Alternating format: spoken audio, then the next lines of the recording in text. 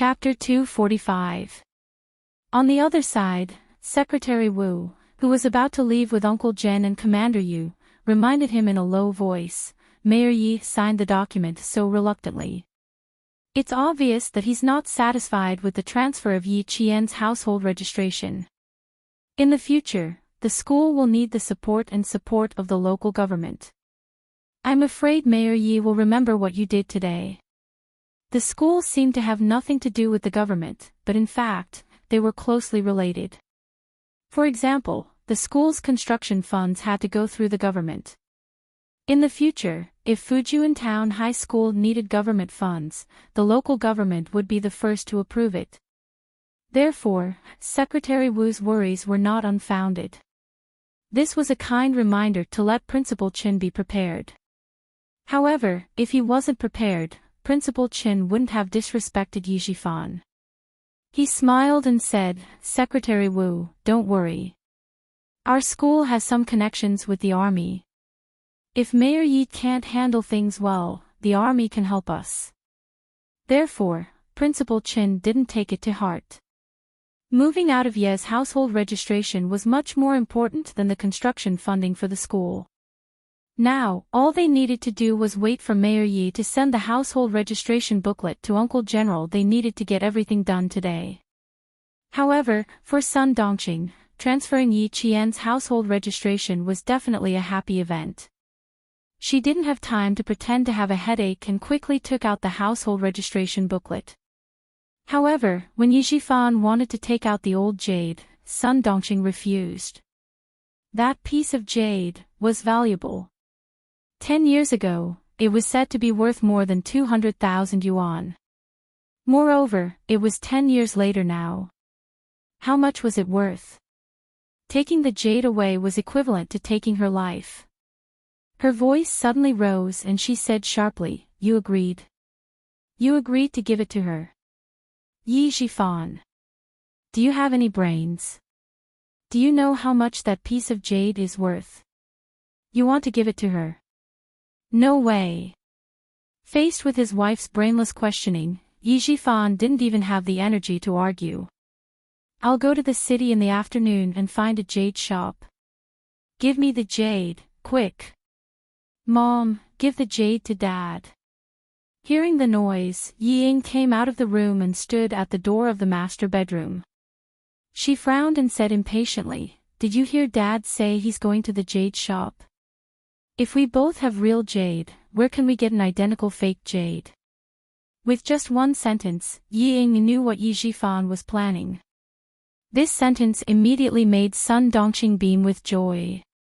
I went to the city with Uncle Jen and the others to do the paperwork for the relocation. Also, Ying, you don't have to go to school for the next few days. Yi Qian has a strong aura, and you're not her match. Yi Zhifan had never thought of transferring his daughter to a school in the city.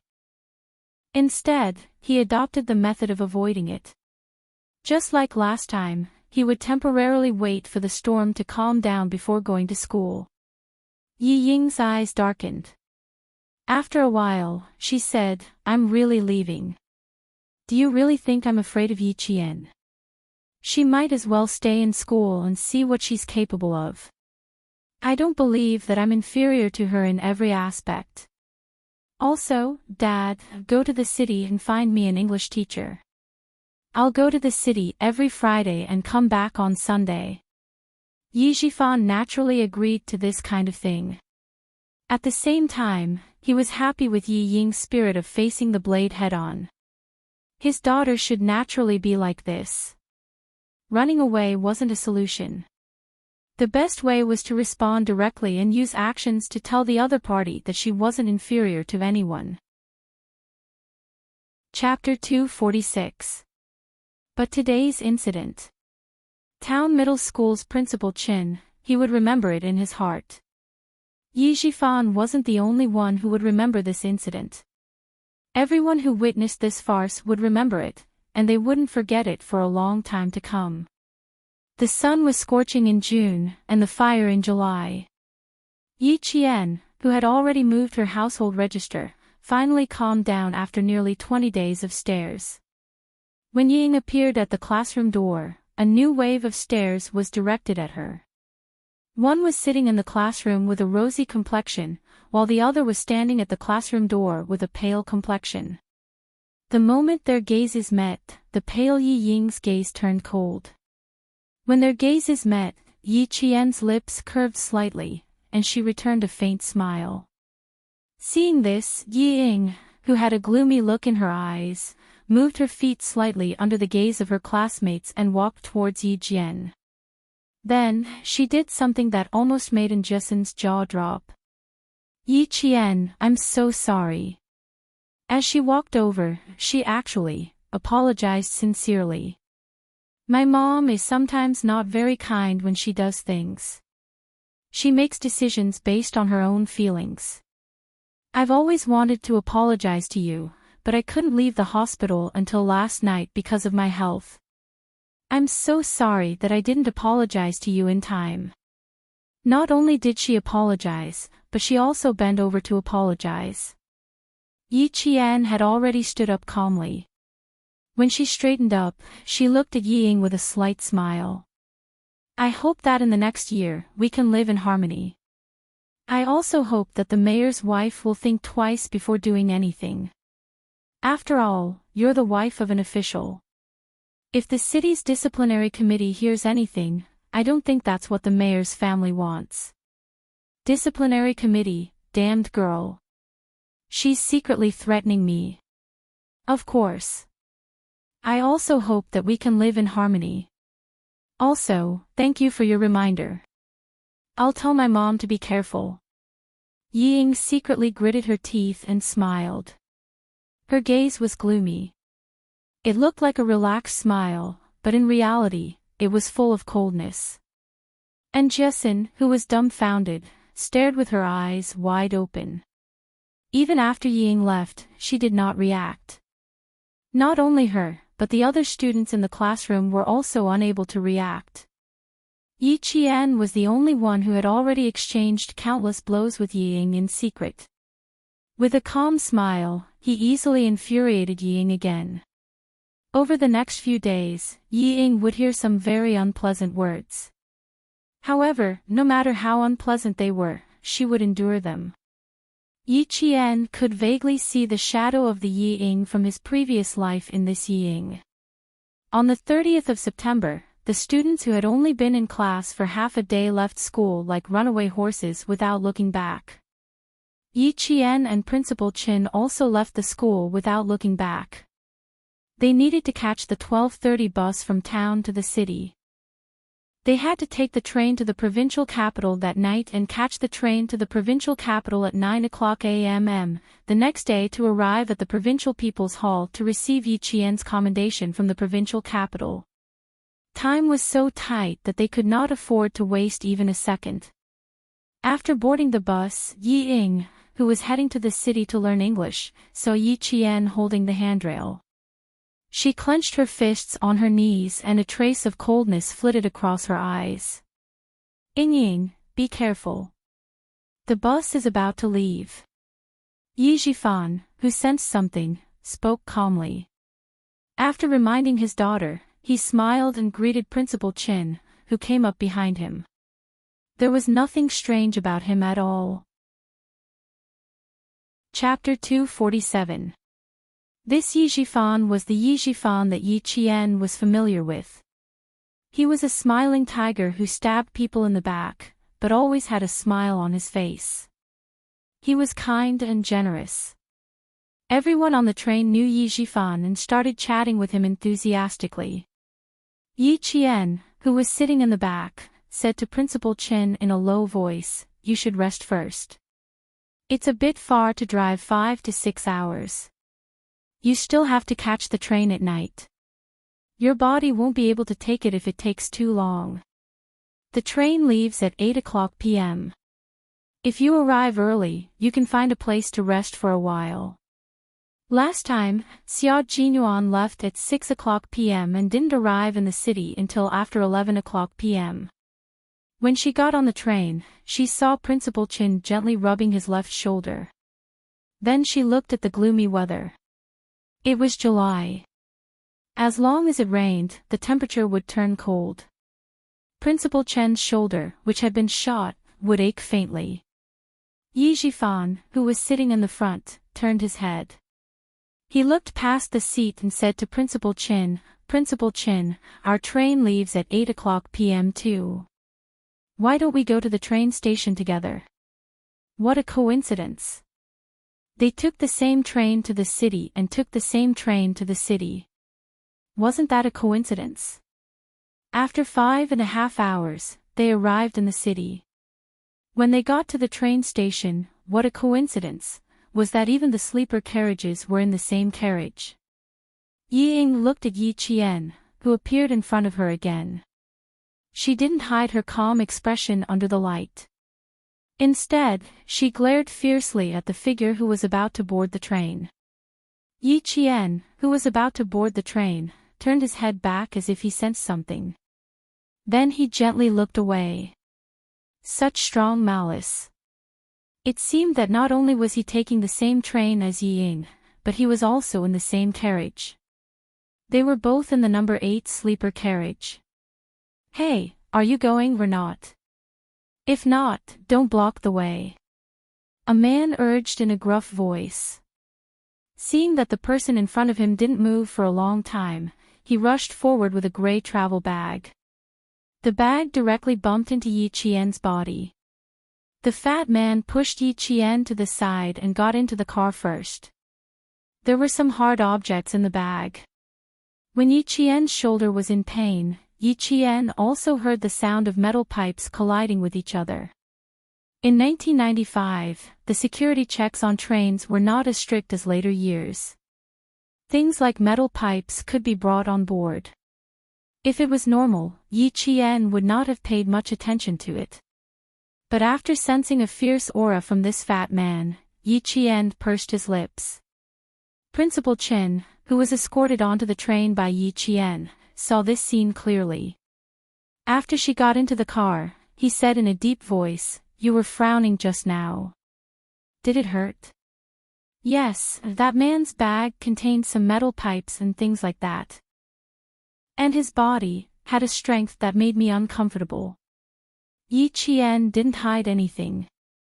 After she spoke softly, she asked in a low voice, "I remember the story you told us on the train the last time we came to the province."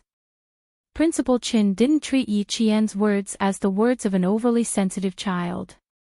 Hearing this, he said in a low voice, "Let's wait and see. We're on the upper bunk. If there's anything, we can secretly pay attention to it." The trains in 1995 were not peaceful. Pickpockets were the most common. At night, the sounds of crying could be heard. Sometimes, someone's money was stolen.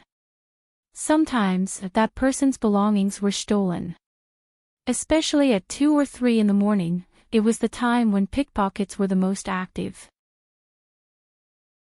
Chapter 248. The train from the city to the province was a cross-provincial green train. Even if it was a sleeper ticket, there was no air conditioning. Although the temperature had dropped in July, sleeping on a narrow bed still required one to open the window of the carriage.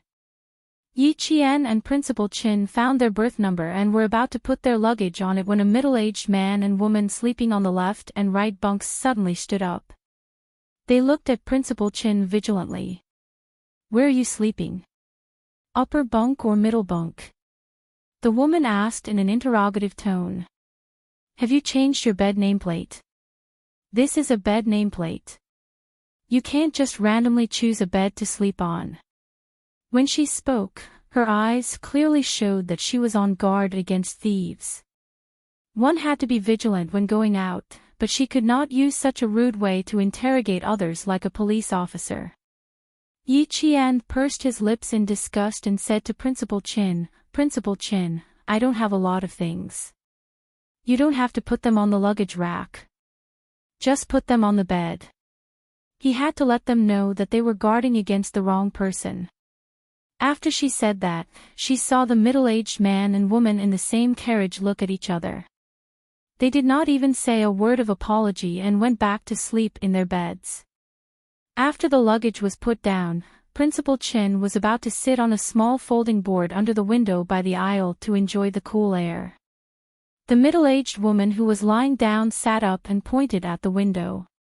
"Don't open the window, okay? Just leave it open." More than 10 people got on the train.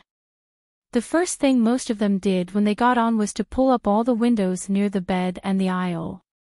Before the train started moving, the people who were sweating from the heat sat on the small folding board by the aisle curtains and waved their fans while complaining about the heat. Yi Qian looked at the windows on their side. They were pulled down quite low, just enough for the night breeze to blow in. Principal Chen, who had gestured for Yi Qian to get on the bed, waved his hand disapprovingly. He meant to tell Yi Qian not to take the middle-aged woman's rude behavior to heart. There were always such people when they were out, so there was no need to take it to heart. Seeing this, Yi Qian could only smile and did not argue with the middle-aged woman. She also didn't like to pull up the entire window. There were still many things that happened on the train in the 90s. The story that Headmaster Chin told her last time happened in May 1993, on the 3RD/4TH international train from Beijing to Moscow. It was a true story. At the time, the impact on the international community was very bad,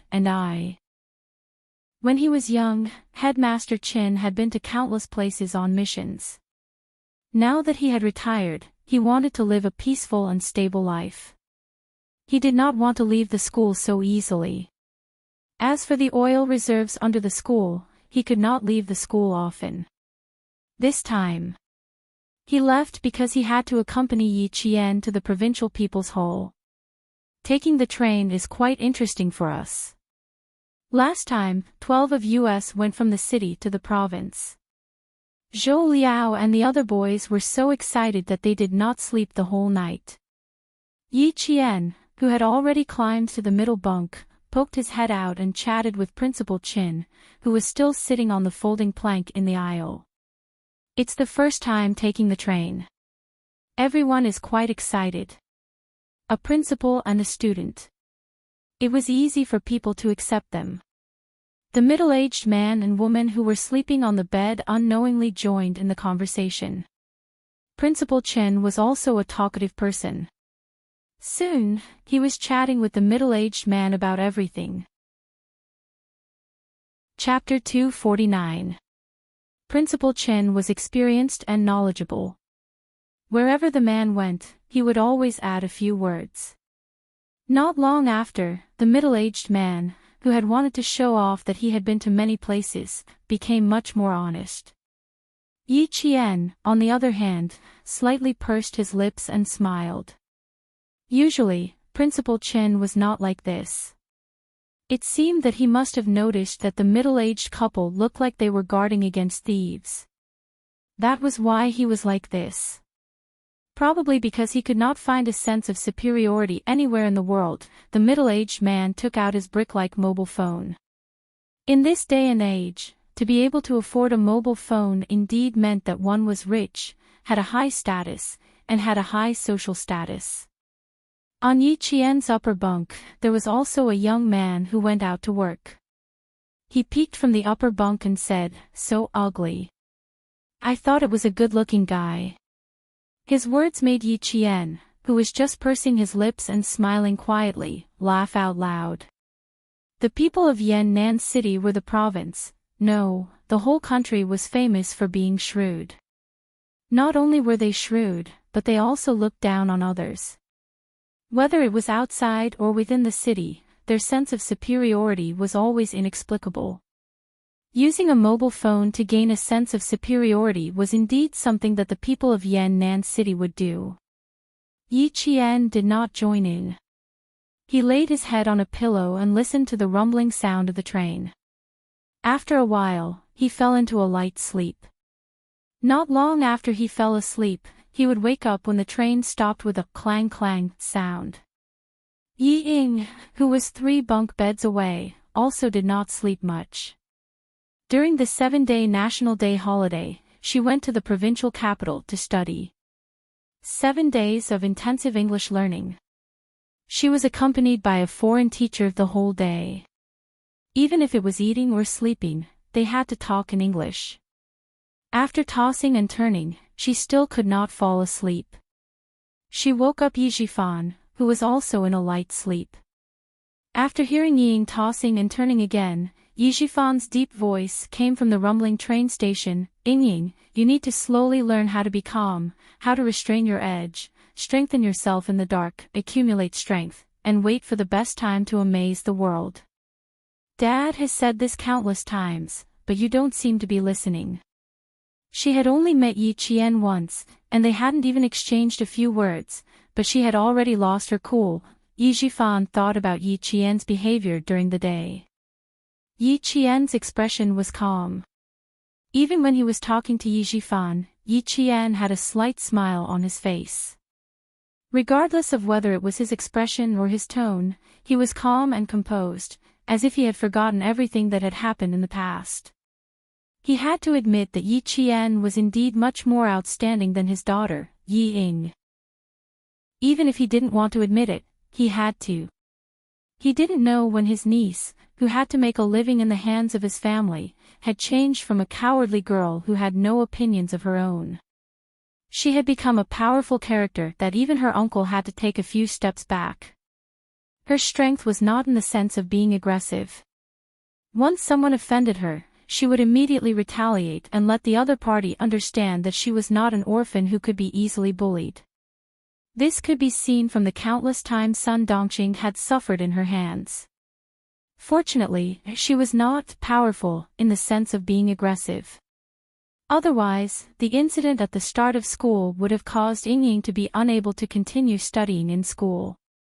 Yi Ying, you have to admit that she is more outstanding than you right now, and you have to clearly understand that her excellence is far beyond what you can compare to now. She went abroad to win awards, and persuaded the Chinese to set up a charity organization called Outstanding Student Scholarships. Ying, ask yourself, if you had gone abroad to compete, would you have achieved what she has today? Chapter 250. Have you ever thought of asking the Chinese to step forward and willingly fork out money to share the burden of the country? No, you don't have that kind of ability. So, no matter how jealous you are, you can only endure it. Because you're not as good as Yi Qian. As a father, Yi Jifan was definitely a qualified father.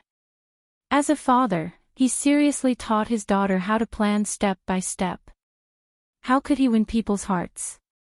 But the bad thing was that Sun Dongqing's personality and way of dealing with things had more or less affected Yi Ying. It wasn't too late to teach her now. But unfortunately, Yi Jifan only taught his daughter how to scheme. He didn't teach her how to be a proper person. One had to know that not everything in this world could be obtained through scheming. Yi Ying didn't say anything. She just listened quietly. She looked like she was listening attentively, but in fact, her lower lip had already been bitten by her teeth, and there were faint traces of blood seeping out. Making her admit that she wasn't as good as Yi Qian was harder than killing her. Yi Ying fell asleep in the midst of this discomfort. She had bizarre dreams. She felt like she was sitting in a classroom, or at home, or on a train. She was on the same train as Yi Qian, but their roles had already been switched. She was the one suffering. At around 1:00 in the morning, the train started to slow down. This was to prevent another train from passing. The middle-aged woman sleeping on the lower bunk of Yi Qian had already opened her eyes. She and her husband took turns sleeping. When she saw the train stop, she gently touched the small black bag under her pillow and pricked up her ears to listen for any movements around her. Yi Qian was also in a daze. One had to know that sleeping on a train was not a good sleep even when lying down. She woke up when the train slowed down. When she climbed down from the middle bunk, she paused slightly as she was putting on her shoes. She looked up at the middle-aged woman who was staring at her. She smiled gently and said, "Auntie, you don't have to be so nervous. The more nervous you are, the more you'll feel that something is going to happen." It's not bad for you to relax a little. It was really strange. Even if a businessman was leaving with a huge sum of money, there was no need to be so nervous, right?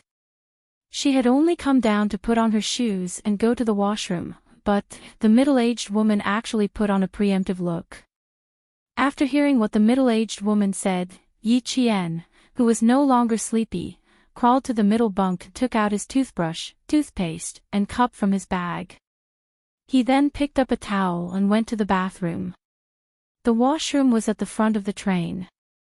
As the train rocked, Yi Qian, who was walking from the back of the train to the front of the train, slowed down a little when he passed by Shop 5.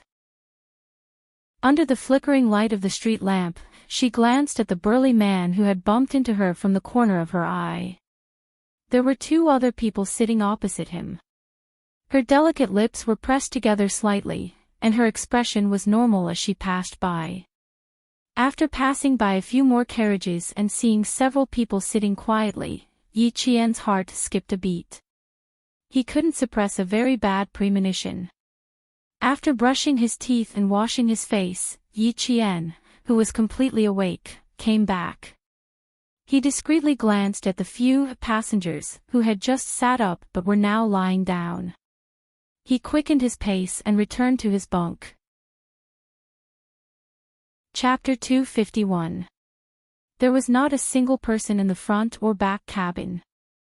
She wanted to ask the train attendants to keep an eye out, but they couldn't find anyone. This time, Yi Qian didn't disturb Principal Chin. She lay quietly on the bed and didn't fall asleep again.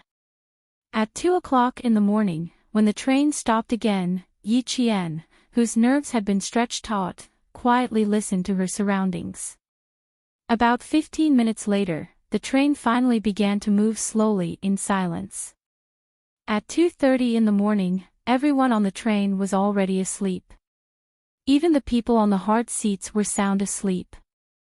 Not long after, Yi Qian heard the door between the carriages close with a creak. She quietly opened her eyes, and her left hand subconsciously touched the silver thread on her right wrist. "Don't move yet, girl." Principal Chen's voice came from the neighboring bunk. "Let's see what's going on first." As he said that, he pointed at the middle-aged man and woman on the lower bunk. In the dim light of the train, he made a gesture, telling Yi Qian not to disturb the other passengers. Obviously, Principal Chin also felt that something was wrong. Nodding slightly, Yi Qian remained in her original position, waiting to see what would happen. It was deep sleep time. Yi Qian could hear the middle-aged woman, who had been on high alert, couldn't stand the sleepiness of the night. She was snoring in her sleep. She was exhausted earlier, so it was normal for her to be in a deep sleep now. Someone started to move. Yi Qian could faintly hear someone being woken up. The person let out an unhappy scolding. In less than half a second, the scolding turned into a frightened shout. "What are you doing?" It was very loud, but it was covered up by the rumbling of the train. Only the neighboring bunks were disturbed. The people sleeping in the bunks behind didn't react at all. They didn't know what was happening in front of them. They were all in deep sleep. "Robbery." Principal Chin sighed softly. Every time there was a holiday, there would be a lot of trouble on the train. "Girl, don't act rashly later. To catch bandits, first catch the ringleader. Wait until we know who the ringleader is." It was impossible to ignore it. Principal Chin had also brought a sum of money with him to purchase books from all the schools in the province. The passengers in the first shop were all alarmed. Faced with the steel pipes that were shining in the dark, no matter how angry they were, they could only obediently take out their money and hand it over. "Motherfucker, that's all. Take off your pants for me." Someone only handed over a few yuan, which angered the robber who collected the money.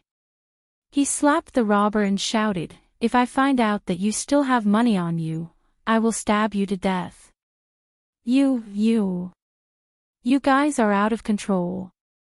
Seeing someone being hit, an old man couldn't stand it anymore. He stood up and said something. When the robber saw this, he slapped the old man's face and said fiercely, "Old thing, if you dare to say another word, I will kill your grandson." The old man had a 3-year-old boy with him. Being threatened like this was equivalent to grabbing his weak spot. Yi Qian's hands slowly clenched. Hitting an old man, threatening a child's life. They were really out of control. This slap on the old man's face also shocked the passengers who had been woken up.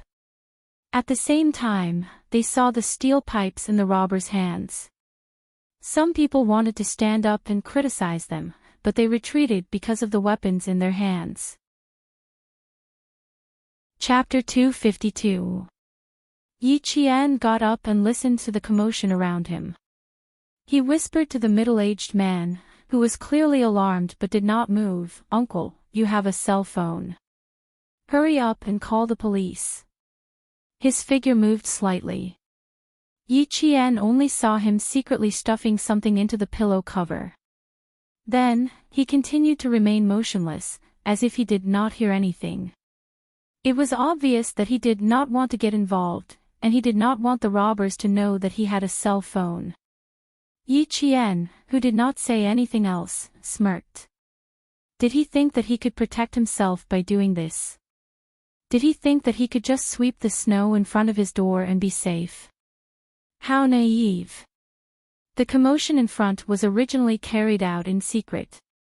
When someone did not cooperate, the robbers, who were initially acting in secret, suddenly picked up the steel pipes in their hands and began to hit the bunk beds violently, producing a series of terrifying banging sounds.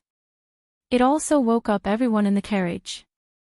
A few young people, who were in deep sleep and did not understand what was going on, cursed, "You want to die," and then went silent. In the darkness, the steel pipes occasionally glinted coldly. The young people, who did not have any weapons in their hands, chose to remain silent. "Put all your money on the bed. If you don't behave, wait to be beaten. Let's see if your bones are harder than the steel pipes in our hands." The robbers, who were originally coming in one by one, saw this. As they walked, they used the steel pipes to hit the beds in the entire carriage.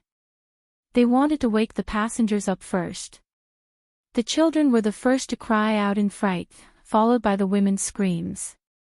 Outside, there was a sudden clap of thunder and a flash of lightning. The pale white light illuminated the carriage for a few seconds. There were at least dozens of men of different heights and heights. Some were fat, some were thin, some were tall, and some were short. They held steel pipes and stood in the aisle of the carriage like fiends. All of them were cursing loudly. They used the steel pipes in their hands to point at the frightened passengers sitting on the beds, threatening them to hand over all their money. The middle-aged woman sleeping under Yi Qian's bed looked as if she had been brushed with a layer of lime powder. She was so pale that there was no trace of blood. Suddenly, she stood up and threw the bag hidden under her pillow onto Yi Qian's bed. She begged, "Daughter, you're a student. They definitely won't make things difficult for you. Help Auntie keep it. Auntie will get it from you later." Yi Qian didn't know whether to laugh or cry at her request. It was as if he didn't keep the bag for her, she would definitely ask him to pay for it after he snatched it from her. Was there such a good thing in the world? She threw the bag back and said softly, "They didn't even let off a child's body. Do you think they would let off a living person like me? Also, Auntie, put away your little schemes of Yan'an City's people. I don't want you to ask me for compensation when the money is gone." The middle-aged woman, whose thoughts had been exposed, had an unnatural expression on her face. She turned her head to look at her husband, who hadn't said anything, and her gaze fell on Principal Chin.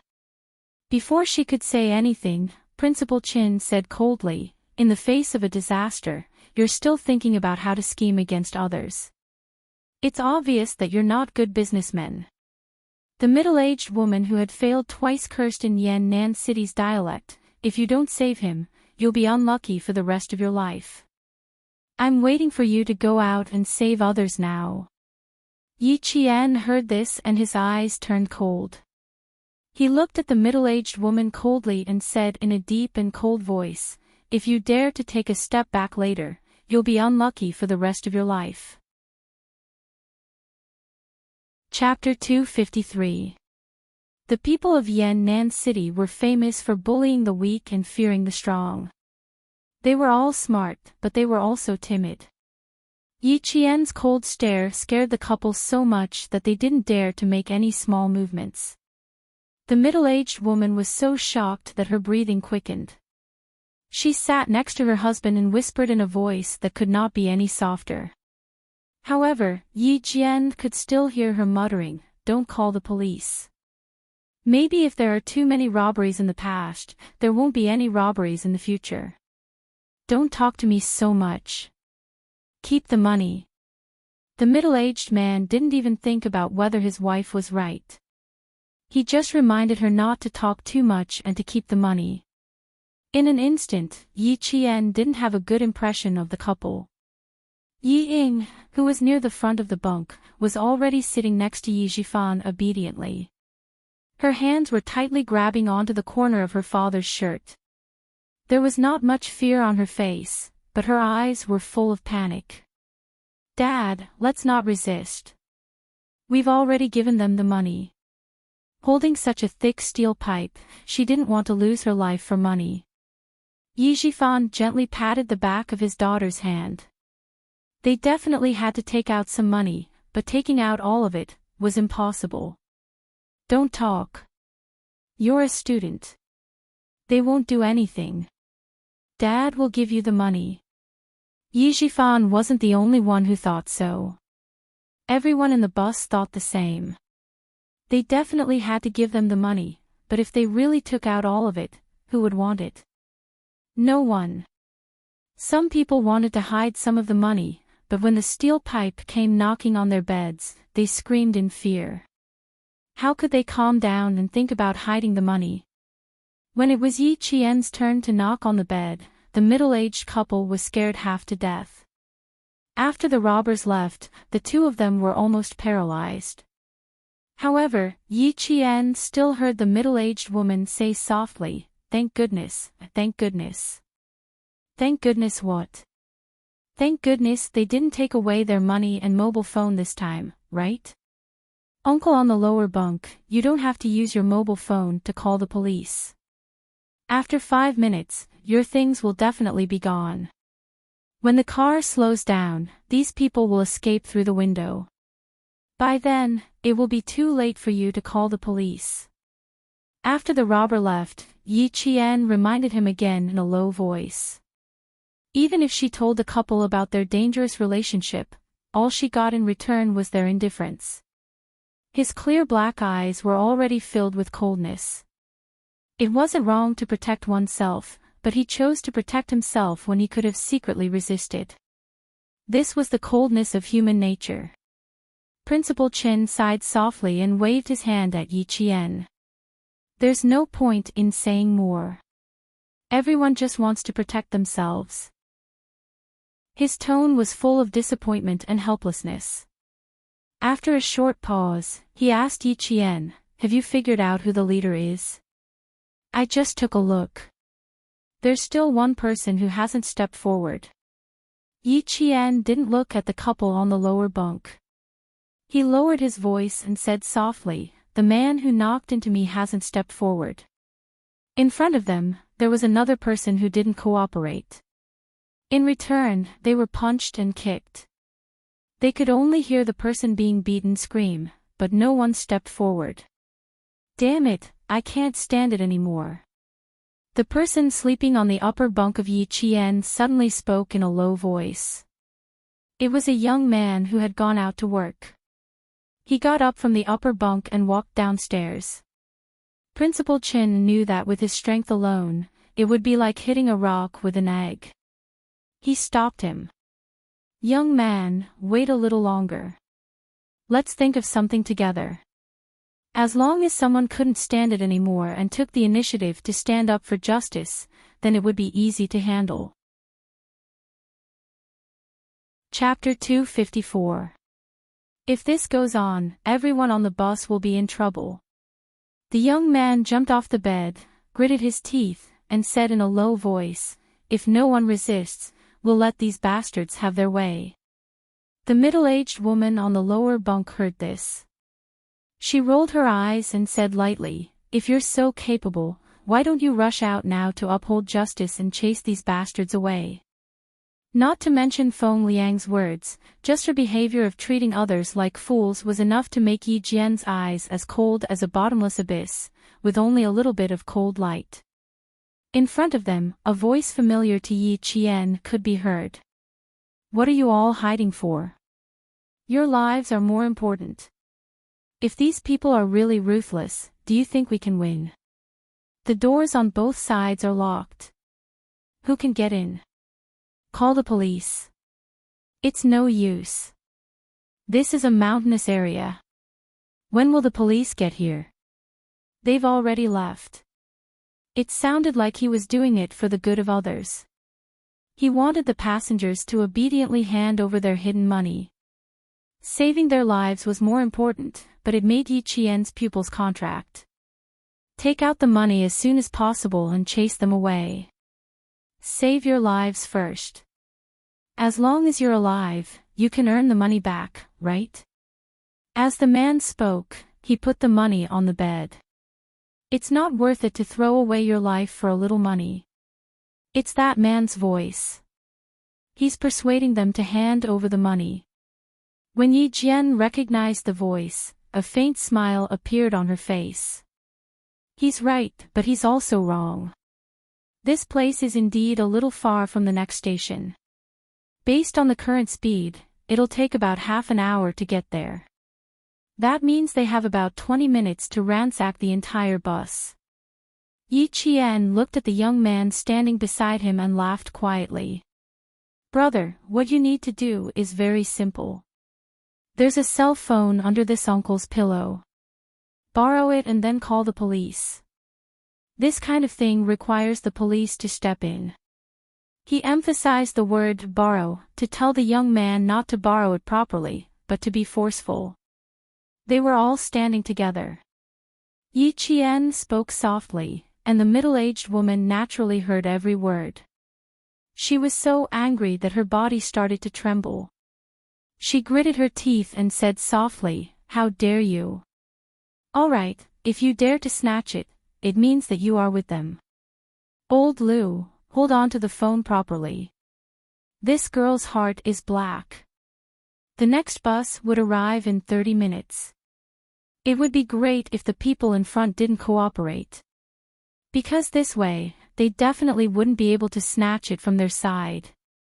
When the police came, what if they alerted these robbers who valued money more than their lives?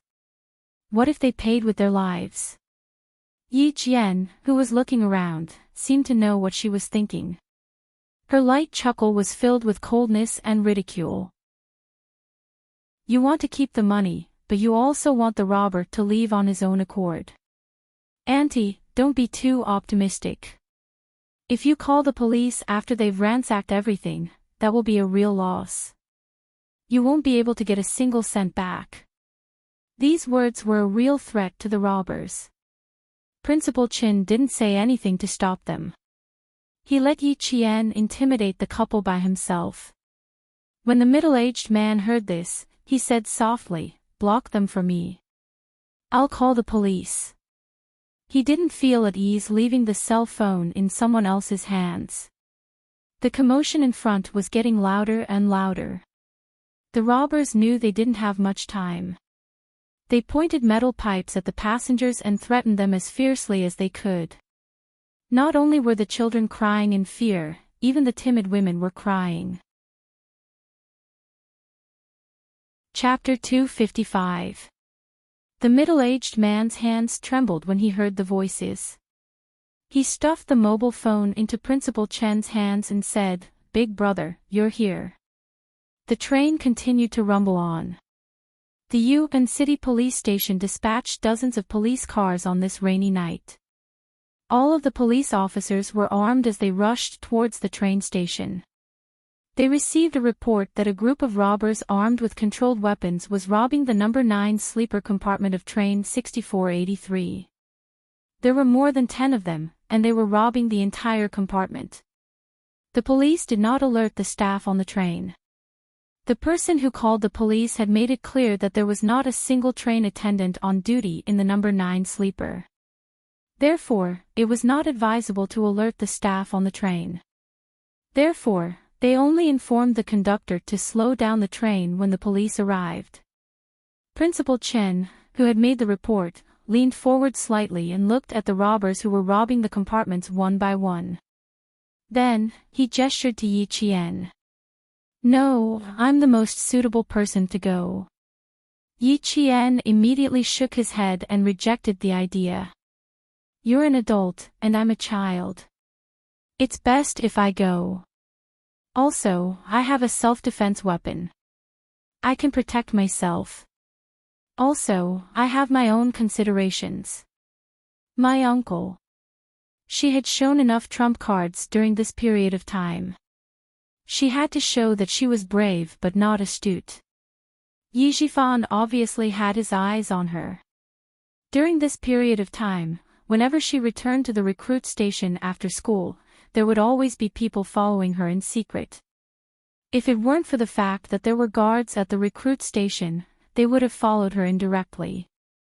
She needed to create some trouble to make Yi Zhifan feel that she was nothing to be afraid of. This was because she did not have the ability to take down Yi Zhifan in one fell swoop. On the contrary, Yi Zhifan could create some trouble for her from time to time. When she mentioned Yi Zhifan, Principal Chen understood what Yi Qian was thinking. Moreover, this girl had the ability to protect herself. There was no doubt about this. He handed the briefcase that he carried with him to Yi Qian. "You have a good reason to be a teacher. This is the proof of your loyalty." When the middle-aged couple saw this, the expressions on their faces changed. One moment, they were conflicted, and the next moment, they couldn't bear it. "Daughter, be careful." When the middle-aged woman, who had been minding her own business, saw Yi Qian step forward to stall for time, her face became flustered and her heart uneasy. Yi Qian was a little surprised. He lowered his voice and said teasingly, "I'm not used to Auntie acting like this all of a sudden. I'm just taking the initiative to give her money to buy more time. I'm sacrificing myself to help everyone. Auntie should be very happy." The middle-aged woman had a selfish side to her, but she was smart enough to know that she should choose what was best for her.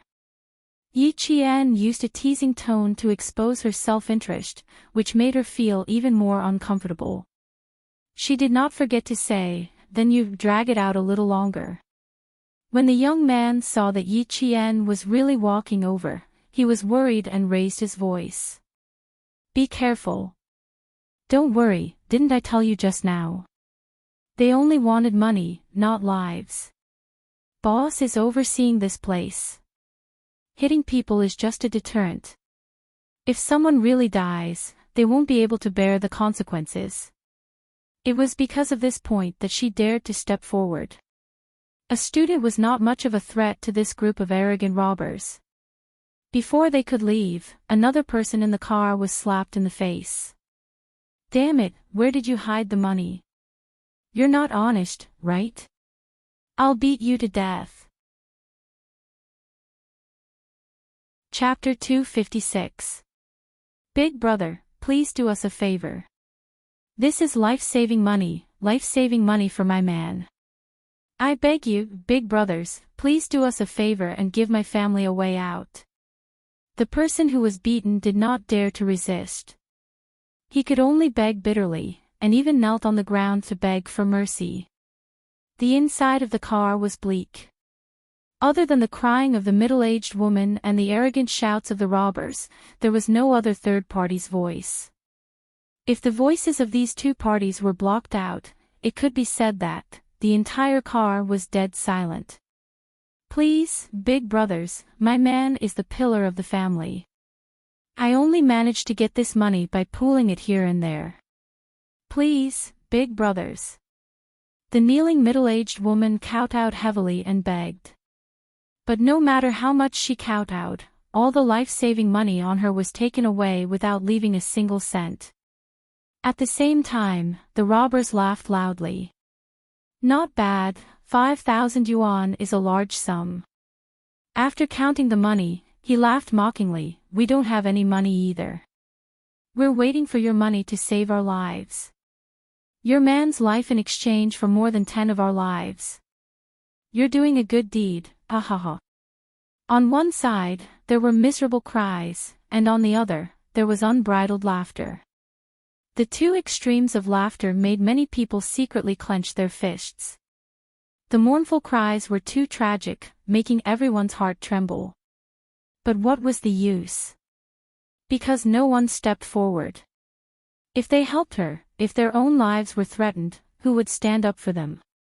When the middle-aged woman saw that no one stepped forward to help her, she asked for help from the people nearby. Big brothers and big sisters, please help me. That money is really life-saving money for my man. Who dared to agree? No one dared. No one dared to step forward. Even if someone dared to step forward, they would be secretly held back by the people in the same line, who would quietly warn them not to go out. After all, the robbers had weapons in their hands. If they were stabbed, they would lose their lives. All the exits were blocked. They could not even run out to ask for help. Ying was so scared that she curled up and only dared to take a few glances out of the corner of her eye. Coincidentally, the robber's flashlight swept over. Her heart skipped a beat as she saw the middle-aged woman who was kowtowing crawling towards them on her knees. Dad, raise your leg. Quick, raise your leg. She was afraid that the middle-aged woman would hug Yi Jifan's leg and ask for help. She was so scared that her face turned pale. She reminded him, we can't interfere. We definitely can't interfere. How could the robber give the middle-aged woman a chance to ask for help? Seeing that she was blocking his way to collect the money, he directly swung the iron pipe at her back. Just as the steel pipe was about to fall, a slender figure suddenly stumbled and fell. At the same time, she coincidentally knocked away the robber holding the steel pipe. Motherfucker, who is it again? The robber who had been knocked away reacted and was about to hit the person who had tripped over with a metal pipe. The robber who had pushed Yi Qian over laughed out loud.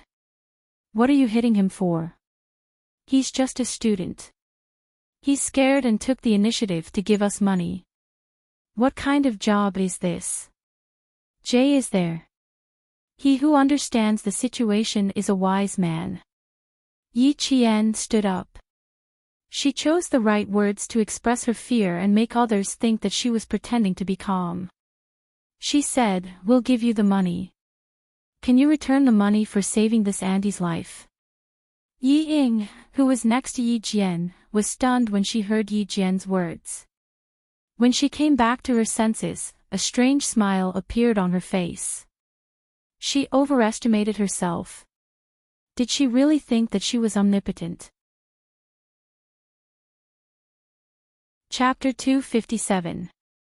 Yi Jifan, who had already paid to avoid the disaster, looked even more serious than before. A few days ago, when he went to Liao Yu's house, his son, Liao Jian, heard them secretly discussing Yi Qian, and he mentioned something. He said that when Ying arranged for him to go to the city to do something to Yi Qian, he didn't expect to be accidentally discovered. What scared him the most was that he saw Yi Qian climb from the first floor to the 7th floor with his bare hands, and then down from the 7th floor in the blink of an eye. He also mentioned that he had 2 delinquents follow Yi Qian, but the next day, the 2 delinquents were rescued by villagers and tied to a tree for an entire night. Yi Qian had a very good relationship with the military, could it be? Yi Jifan faintly guessed a possibility, and his gaze became even colder than when he personally handed over the money. If this girl really trained well in the military, was smart and capable, and had good skills, it would be even harder for Ying to surpass her, then. Ying would have even less of a chance of marrying into a rich family. Ying was so excited that she clenched her fists. The more this damned girl talked, the more trouble there would be. Just wait for these people to deal with her. As he helped the middle-aged woman up, Yi Qian secretly glanced at Yi Zhifan. In the flashing flashlight, Yi Qian saw Yi Zhifan's cold expression from the corner of her eye. She knew that Yi Zhifan was paying attention to her as she guessed. That day at school, after thinking about it, she was too aggressive and should have restrained herself. With a slight sneer, Yi Qian said to the robbers in a negotiating tone, "If we give you our money, then can you return this Andy's money to her?" Ying almost laughed out loud when she heard this. She even dared to stand up and show off her ability to deal with robbers robbing her of her money. Yi Qian, oh Yi Qian, this kind of negotiation was simply wishful thinking, digging her own grave. Smart, was this the so-called smart? This is called being bold but not astute. There was a saying that the more one spoke, the more mistakes one made. This saying was true. Yi Zhifan's eyes flashed with a hint of mockery when he heard this. The little girl was smart, but compared to Ying, she was still a little lacking. If it was this kind of thing, Ying would never force herself to stand out. It was probably the first time the robbers had encountered such a newborn calf that was not afraid of tigers. After being stunned for a while, one or two of them laughed out loud. After laughing, they said ruthlessly, "Little girl, are you bargaining with us? Hurry up and scram, or else, we won't be polite anymore." Someone stood out and gave many people hope. However, when they saw who it was, their hope was instantly extinguished like a shooting star. When Yi Qian helped the crying middle-aged woman to sit down, a man who seemed to be a businessman walked out from the middle. "Don't make things difficult for a student. Take the money yourselves." As he spoke, a few people took out the money and placed it on the bed. They all wanted Yi Qian to quickly return to his own bed. If there was evil, there would be good. At least these people dared to stand up and speak. This made Yi Qian's dark eyes light up with a slight smile. In a voice as soft as a mosquito, he said to the middle-aged woman, "Auntie, when the boat reaches the bridge, it will cross that bridge. Don't think too much." It was impossible for him and Principal Chen to intimidate this group of robbers with just their strength alone. They had to unite everyone in the bus. Only then would the boat reach the bridge and cross that bridge when the boat reaches the bridge. Chapter 258. It was said that a group of dragons had no leader, and that applied to humans as well. As long as there was a leader, things would be much easier. First, it would be her student, followed by Principal Chen, and then the righteous young man. Presumably, the passengers who had helped her earlier would also step forward. This way, things would not be difficult. Furthermore, to catch the bandits, one must first catch the ringleader. But she still had to ensure the safety of everyone on the bus. Xia Jinyuan had once told her to never give the other party a chance to retaliate. The best way was to lead these people to the back and separate them from the passengers, so that they would not have a chance to take hostages to retaliate. Money was bait to the robbers. The more enticing the bait was, the higher the chance of them taking the bait. Yi Qian opened his bag and took out a few thousand yuan. "My uncle said that if you go to the back and talk to him, he will give you more money." He took out a few thousand yuan in one go. The first round of bait had already aroused the robber's desire. Now that the second round of bait had been put out, it was time to see if he could lure out the real boss who had not made a move until now. Principal Chen stepped forward and coughed softly. He said unhurriedly, "Come over here and talk. Don't scare the others." Besides, even if you rob everyone on the bus, you may not have as much money as I have. Who is the boss? Please come out and talk for a while. Money is not a problem, but if you hurt people, it will not be pleasing. Come, girl, come back first. Leave the rest to the adults. He waved his hand and gestured for Yi Qian to come to his side first. The leader of the robbers did not expect his job to be so exciting. When he heard this, he moved his arms and did not ask anyone to stop Yi Qian. He chuckled and stood up. The passengers who were sleeping in the same compartment as him seemed to realize something. Their expressions changed, and they all fled to the side like frightened rabbits. They did not even dare to return to their own beds. He shrugged his shoulders and walked over with a smile. Money is good, but boss, I have to see how much money you have. You want to send me off with a few thousand yuan? It won't be that easy. Greed took the upper hand, and the whole car belonged to him. The gang leader laughed wildly. Money? I have, but not much. I can give you 30 to 50,000 yuan. If you are afraid that I will do something, why don't you call everyone here and leave 2 guards at the front and back of the car? Wouldn't that be better? Compared to these fellows who only used iron pipes as weapons, Principal Qin, who had been on the battlefield and had secretly killed countless enemies with a sniper rifle, had an imposing aura that directly suppressed everyone present. When the gang leader heard this, the fat on his face trembled. He sneered and said, "Me? Scared? Everyone here is my people. If she dares to be dishonest with me, I'll play her to death." He pointed at Yi Qian and said, "Such a lively student.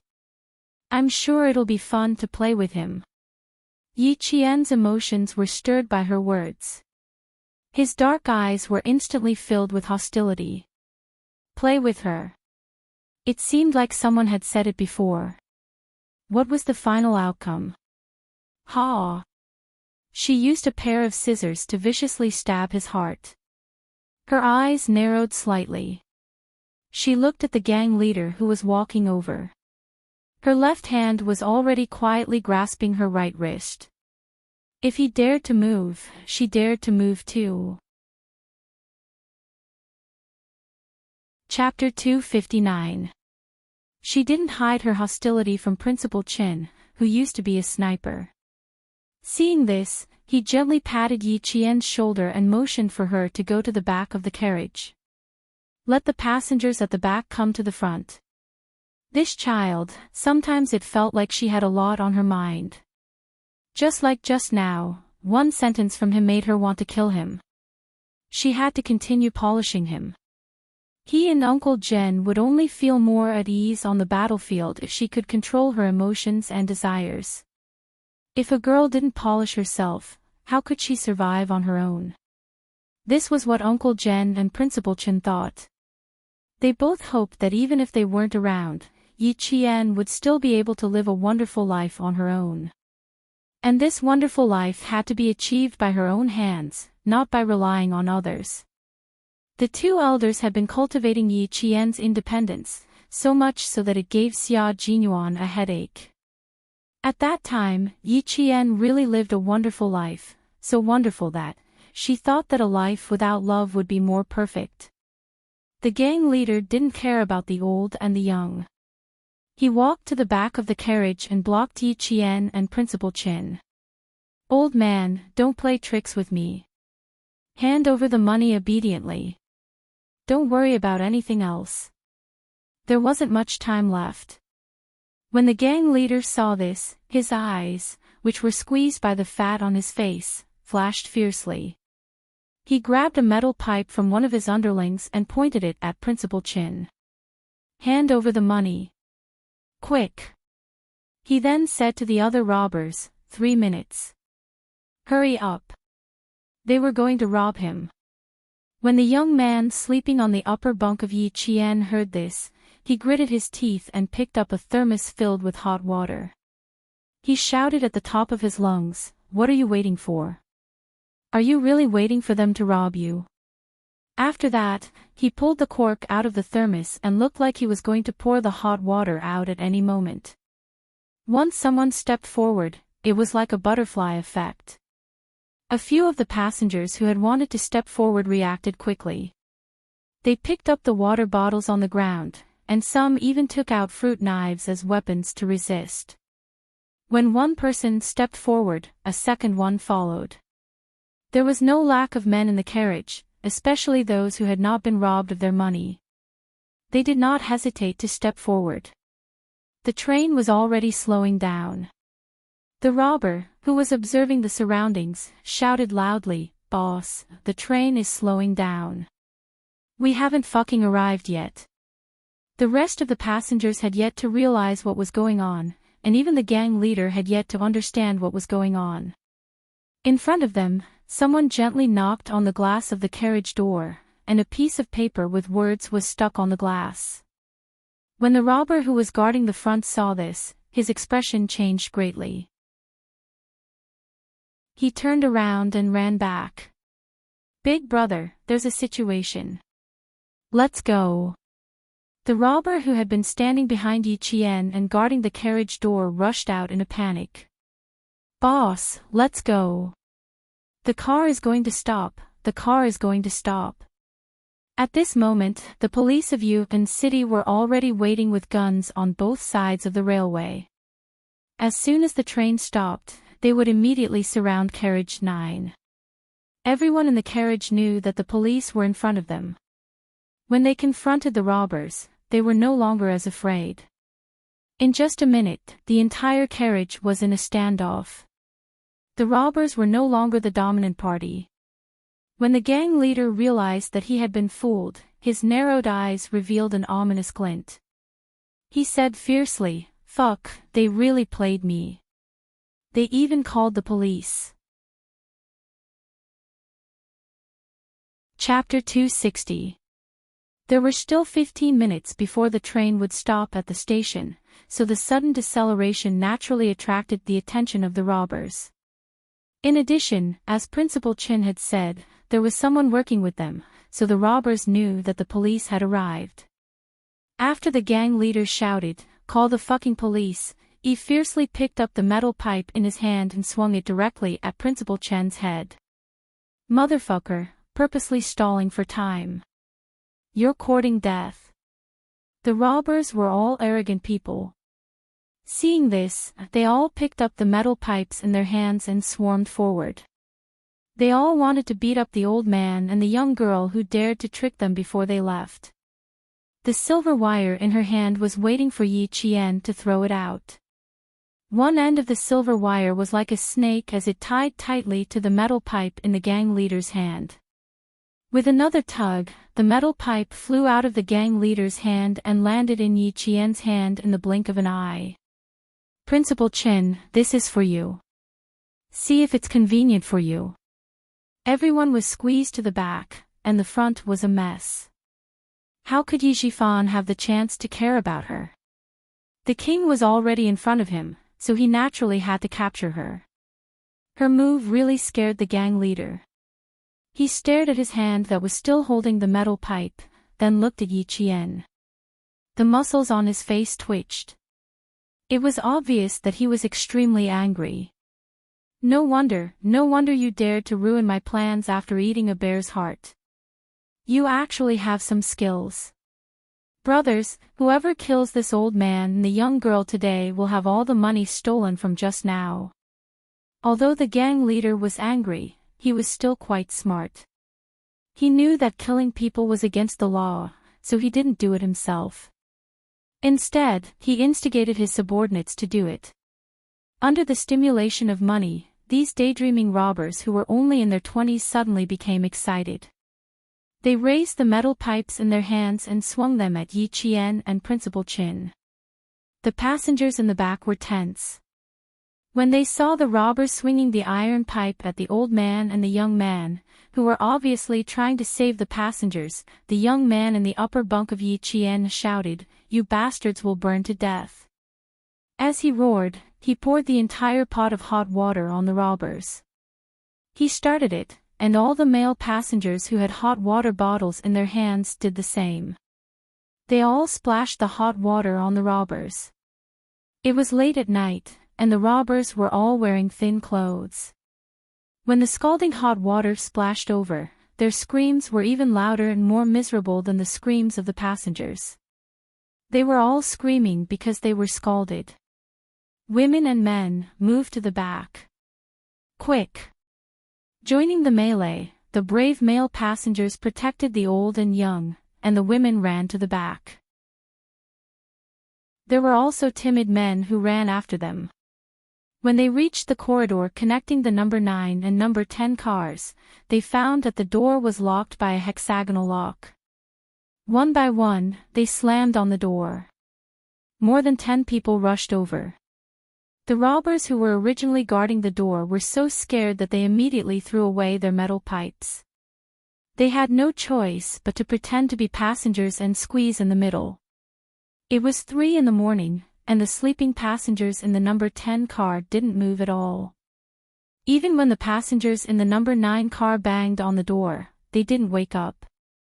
The door to the number 9 car wasn't the only one that was locked. The door from the number 10 car to the number 9 car was also locked. Naturally, someone did it on purpose to not disturb the passengers in the number 10 car. It was unknown which passenger was agile, but after climbing onto the luggage rack, he pushed all the luggage onto the aisle. In the face of danger, a person's strength was limitless, and so was their wisdom. Using this method could be considered a way to prevent robbers from harming the old and young. Chapter 261.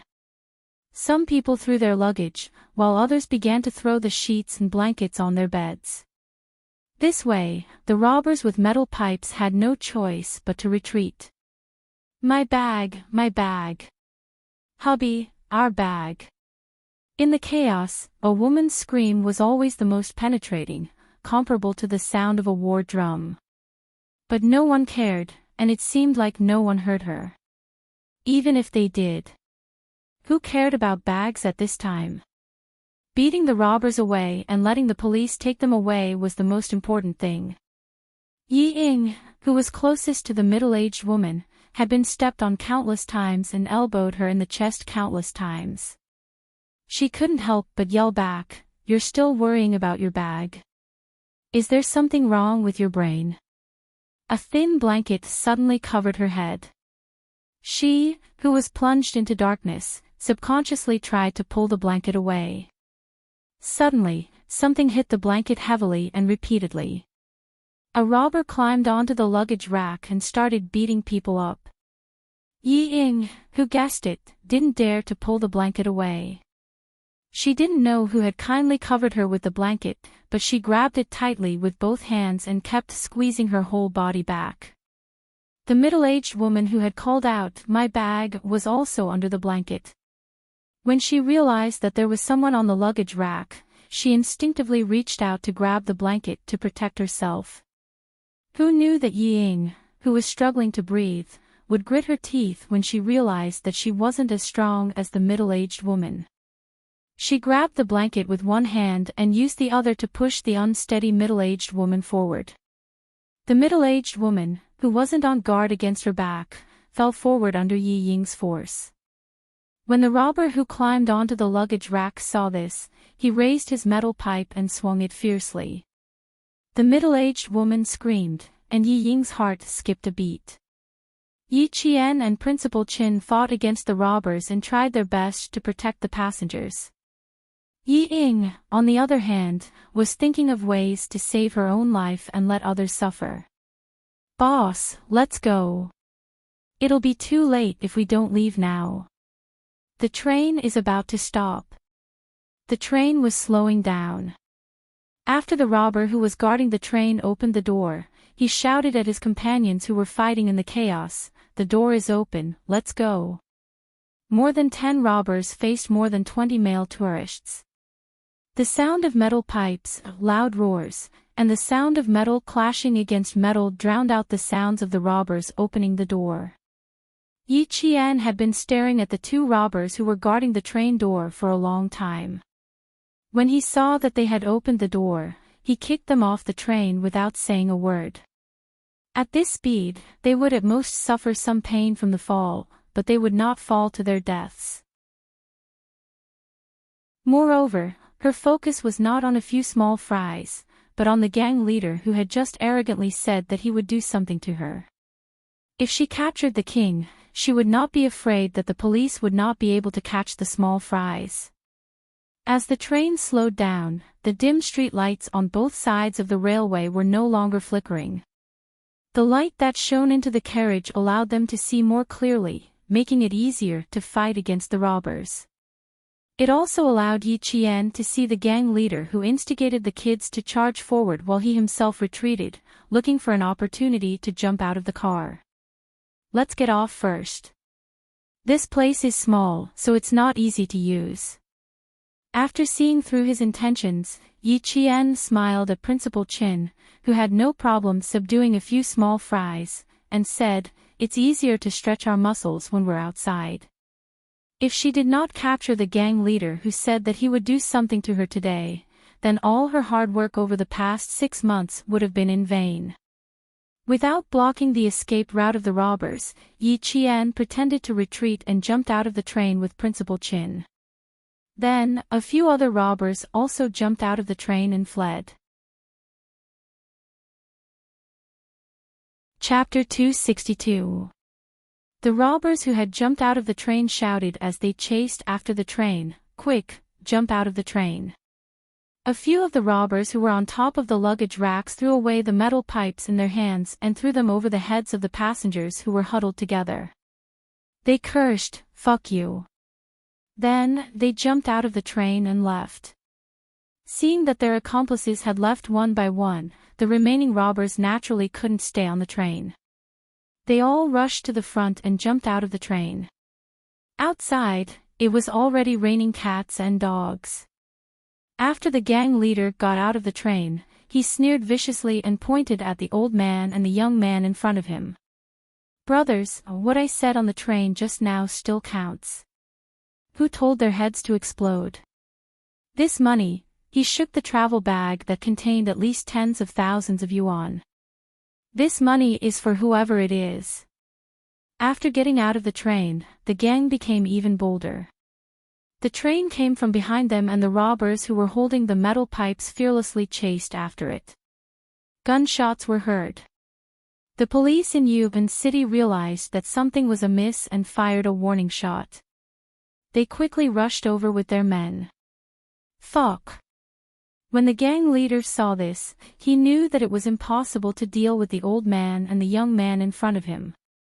He shouted, "Go," and left first. "Just you wait. Sooner or later, I'll get my revenge." Since ancient times, robbers have always been afraid of soldiers. When the police arrived and fired their guns, the effect of deterrence was. The robbers who were murderous and wanted to chase after Yi Qian immediately scattered. They crossed the tracks and rushed into the darkness in the rain. Yi Qian's target was only the gang leader. After the gunshots were heard, he said to Principal Qin, "Your shoulder hurts. You can't get in the rain. Get in the train first. I'll be back soon. Girl, be careful. I'll get the police to chase after you." Principal Qin waved his hand and looked kindly at the fearless girl who rushed into the rain in the direction of her target. This girl still had a lot on her mind. When the gang leader said that he wanted to do something to her, he was so murderous that it scared him. She had to vent this murderous aura. She couldn't suppress it in her heart. Since she wanted to chase after him, then go ahead. As for killing someone, she wouldn't do it. When the armed policeman caught up with them, Principal Qin told them the direction in which the gang leader had fled, but he did not mention that Yi Qian had followed him. The train stopped with a long creaking sound. No one dared to move in the number 9 carriage, which was filled with cries. They were afraid that there would be robbers coming out with iron pipes to beat them. No one knew who said, "Let's go." The passengers who were huddled together were so exhausted that they felt like they had lost half their lives. Although they relaxed, they were so scared that they broke out in a cold sweat. None of them dared to move. By the side of the aisle, someone was groaning in pain while lying on the ground. The sound drifted into Yi Ying's ears, causing her body to stiffen. Her face was filled with panic. It was the middle-aged woman who was pushed out by her and spoke with a Yan'an accent. There were many injured people on the bus. Some of them were bleeding from their heads. Fortunately, they were still alive and had escaped this disaster. Money. My money. My husband's life-saving money. Among the passengers, the woman who remembered to give her husband life-saving money ran over while crying. The aisle was filled with luggage. She crawled on all fours to get her money back. She was not the only one who had suffered losses on the bus, but she had lost the most money. Before she could walk out, she was stopped by the police who rushed in and quickly arranged for the police to understand her situation. Chapter 263. Ying sat on the bed, still in a state of shock. She watched the medical staff who came with the police treat the wounds of the injured passengers. The passengers with bleeding heads were carried on stretchers and sent directly to the hospital. The passengers with lighter injuries were checked. After confirming that there were no major problems, the passengers were allowed to continue resting in the carriage. Why don't I see the female student who stood up for everyone just now? Wasn't she on the train just now? Quick, look for her. When the frightened passengers heard that the old man and the young girl who saved everyone were not on the train, some of them surrounded the police to explain the situation. There were also some who looked up and down the train to find them. The middle-aged woman from Yan'an City had a bloody wound that was at least 5 centimeters long on her head. When the medical staff stopped her bleeding, she grabbed the hand of a police officer. No matter how painful it was, she had to finish her sentence. "Officer, I was pushed out by a young girl. I want to sue her, I want to sue her. My conscience was bitten by a dog. The other young girl risked her life to save everyone, but this young girl pushed me out in order to divert the attention of the robbers." Although her voice was not loud, Yi Ying, who had been paying attention, heard everything clearly. Her shoulders trembled slightly. She said to Yi Zhifan, who was drinking water, "Dad, I don't feel well. I want to lie down." If she did not want to be discovered, she could not be questioned by the police. She could not speak in front of this middle-aged woman. She had to remain silent. She could only wait until the provincial police got off the train. That would be safe. After such a big incident, the police were very efficient. They arranged for people to guard the train and asked the passengers who were not injured and could pack their luggage to pack their luggage first. Then they asked the injured passengers who needed to go to the hospital to tell them what their luggage looked like and what was inside. The police took care of them and carried them off the train. Principal Chen, who came up with the police, knew that the passengers in the train were looking for him and Yi Qian. He quickly smiled and stopped everyone. "We are fine. The young girl is just a little bold. She was also frightened when she was forced to jump out of the train. She is now resting in the conductor's lounge. Thank you for your concern." Hearing this, the people in the carriage let out a long sigh of relief. The middle-aged woman who was lying on the stretcher and preparing to get off the carriage was also ashamed. "Big brother, you and that little girl. I will never forget you in my life." At the last moment, he gritted his teeth and said, "And that little girl who caused me to be hit by the metal pipe, just you wait." This was the attitude of someone who swore to pursue the matter to the end. The train did not move, and the passengers squeezed into the hard seats woke up from the heat. When the windows were opened, the wind and rain from outside blew in, bringing with it a chill that made many people fall asleep. No one paid much attention to what was happening in the heavy rain with thunder and lightning. As for why the train stopped, everyone was already used to it. The rain showed no signs of stopping. While the police were dealing with the matter in the 9th carriage, the police arrested several robbers in the rain and escorted them into the police car. The gang leader who was stopped by Yi Qian was no longer as arrogant as before. His wrists were tied tightly by something that he could not pull off no matter how hard he tried. The high school student who stood in the dark like a ghost did not make a sound from the beginning to the end. He just chose to hit different places. Chest, lower abdomen, knees. He hit wherever it hurt the most. He hit him until he was afraid. Chapter 264. Big bro, you're looking for Lele. Aren't I with you right now? Why don't I see Lele?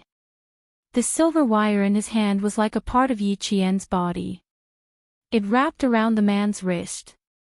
He raised his heel and kicked the man's chin hard.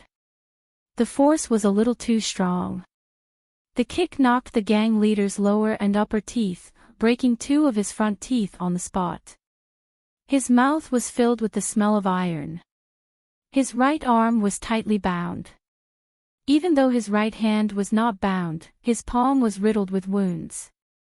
The deepest wound was so deep that his flesh could be seen. He had tried to grab the silver wire, but he didn't know that he had used the wrong method. The silver wire had cut into his palm and left a wound. He couldn't help but scream in pain. Yi Qian couldn't hide his viciousness. When he thought about how he died in his previous life, his viciousness was still faintly cold. Her short hair was already wet, and rainwater flowed down her forehead. Her dark eyes that had been washed by the rain looked especially cold and indifferent in the rainy night. Why wouldn't I be happy to play with you? Didn't you say you wanted to play on the train? Her voice was so cold that it was as if it had seeped through a cold lake. Every word was like a blade that cut through the gang leader's ears. Fear rose in his heart at this moment. Yi Jian's hands were tied together, and as Yi Jian leaped behind him, the long silver thread was already wrapped around his neck. Save! Save!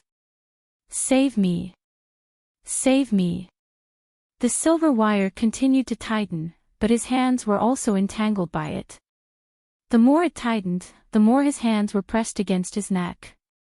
He didn't dare to use any strength.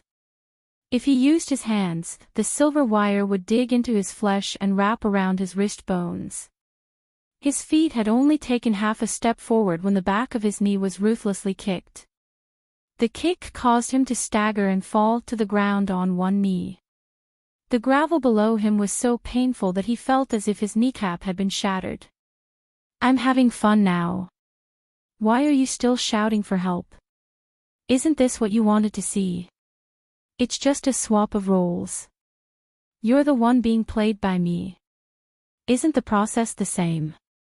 In that life, if she had the skills she had today, she wouldn't have been humiliated by a villain. Why would he pay with his life in the end? Since she was reborn, she would never allow anyone to humiliate her again. Absolutely not. Her voice brushed past the gang leader's ear. It was cold and as sharp as a blade. The gang leader was so scared that he peed his pants and begged for mercy. I'm not playing anymore. I'm not playing anymore. I didn't see empty tie. I'm sorry. His neck was strangled, his hands were tied, and the pain in his knees was unbearable. Even so, he had to open his mouth and beg for mercy. I won't dare. I won't dare. In the future. I won't do it again. Spare my life. Beg for mercy, I don't dare offend. Help. Yi Qian, whose eyes were cold and fierce, blinked lightly. His eyes were a little sore, and then warm tears washed down his cheeks along with the rain. It was as if something heavy had been lifted from her shoulders, causing her shoulders to relax completely and her back to straighten completely. A strong flashlight shone over. It was the police who were chasing after the culprit in the rainy night. There were about 5 of them, and they were closing in on them in an outflanking manner. Yi Qian slightly exhaled a mouthful of turbid air. His pursed lips curved slightly. As the vicious aura around him quietly dissipated, the resentment and hatred in his eyes also disappeared with a smile. Chapter 265. The police's voice, strong footsteps. The flashing lights were frightening in the eyes of the robbers, but it made Yi Qian feel as if his feet, which had been stuck in a quagmire, had finally been pulled out. In her previous life, it wasn't that no one had saved her, but she wasn't that lucky. You're very lucky. If the police had come any later, I don't think you'd have survived. Yi Qian let go of the silver wire and smiled coldly as he retracted the silver wire that could save his life or kill him. As the robber gasped for breath on the ground, Yi Qian picked up the black bag filled with money that had been washed by the rain and walked into the darkness. In this life, the outcome of her previous life would not be the same. In this life, she didn't have to worry about being humiliated to death, and she didn't have to worry about whether or not someone would come to save her when she was in danger. Because she could finally use her own abilities to defeat the person who dared to humiliate her, making him unable to fight back, and she could finally walk out of that shadow, feeling relaxed and satisfied. The train had stopped for nearly 20 minutes and would leave in another 10 minutes. Principal Chen, who had changed his clothes, sat quietly in the conductor's lounge, listening to the cries and laughter of the passengers in carriage number 9. He looked through the window to see if there was a stubborn figure under the streetlights. In the carriage, Yi Zhifan gently patted Yi Ying's back as he answered the police's question. It was too chaotic. My daughter and I were squeezed in the back, so we had no idea what was happening in front. Officer, my daughter has a heart condition. We're going to the provincial capital to see her doctor. She was just frightened and finally fell asleep. You can ask me if you have any questions. She's just a student. She was scared out of her wits and only knew how to cry. How could she know anything else? He also took out the medical record. It was the City People's Hospital's diagnosis. Yi Ying's name and symptoms were clearly written on it. The police flipped through the medical record and returned it, then asked if he wanted the medical staff to examine it. Yi Zhifan declined, saying that it was inconvenient for him to sleep. After the police left, Yi Zhifan frowned and said coldly, Ying, you always do stupid things at inappropriate times. You think it's flawless, but it's actually full of loopholes. Yi Ying, who was lying on her side and pretending to be asleep, clenched her fists tightly under her thin back. She did not answer and only kept her eyes open. The fear in her eyes slowly disappeared after the police left. I'll go check on Yi Qian. She hasn't shown up yet.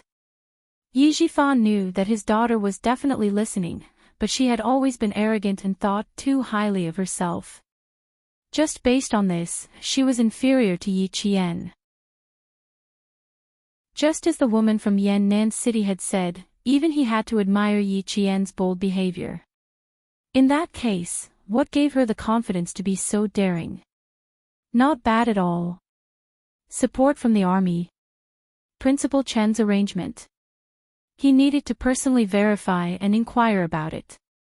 When he walked to the conductor's lounge, he saw that the curtain was drawn, blocking the glass so that he couldn't see inside. He placed his hand on the door lock and pressed it lightly. It was locked and couldn't be opened. He knocked on the door. Open the door, Miss Jian. Let uncle see how you are. There was no response from inside, but Principal Chin peeked out from the corner of the corridor. She just took a packet of calming powder from the medical staff and drank it. She's probably asleep now. Beside him was a police officer who was taking down his statement.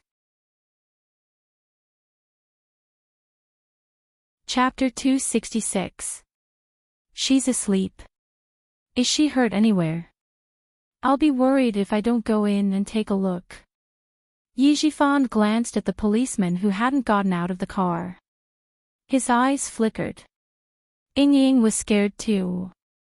Both of them suffered tonight. Principal Chen smiled. He took out a hexagonal lock and opened the door. This child was even more scared than Ying. Luckily, the robber opened the car door himself so that both of us could jump out easily. Although she was scared, her courage was commendable. It's worth learning from. She was curled up on the narrow bed. Her clothes were clean, but her hair was still wet. Her back was to him, so he couldn't see her expression. Let her sleep here. Principal Chen didn't let Yi Jifan continue to observe her. He gently closed the door and locked it with a hexagonal lock. She's still scared. She asked me to lock the door. Mayor Yi, don't mind. The little girl came back just in time. She really knew that Yi Jifan would come to see her. It seemed that he didn't have to worry about the little girl being taken advantage of by Yi Jifan in the future. Yi Jifan took a step forward and saw that the policeman who was taking notes was holding a black bag. It was still dripping with water. He glanced at the water stains on the floor and narrowed his eyes. There's some life-saving money in this bag. Police comrade, since you've picked it up, can you take out the life-saving money first? Headmaster Chen said in a low voice. He glanced at Yi Jifan, who had a complicated look in his eyes and seemed to be thinking about something. He let out a long sigh. The money to save a life at the hospital. Yi Jifan looked at the bag in the policeman's hand again. He asked Principal Chen, what's wrong? Can't you take out the money and return it to the passengers? You're sure that the robber carried this bag with him when he got out of the car? It contains the money from the passengers on the car, right? The one taking the statement was a policeman in his 40s. We still need to find a few witnesses.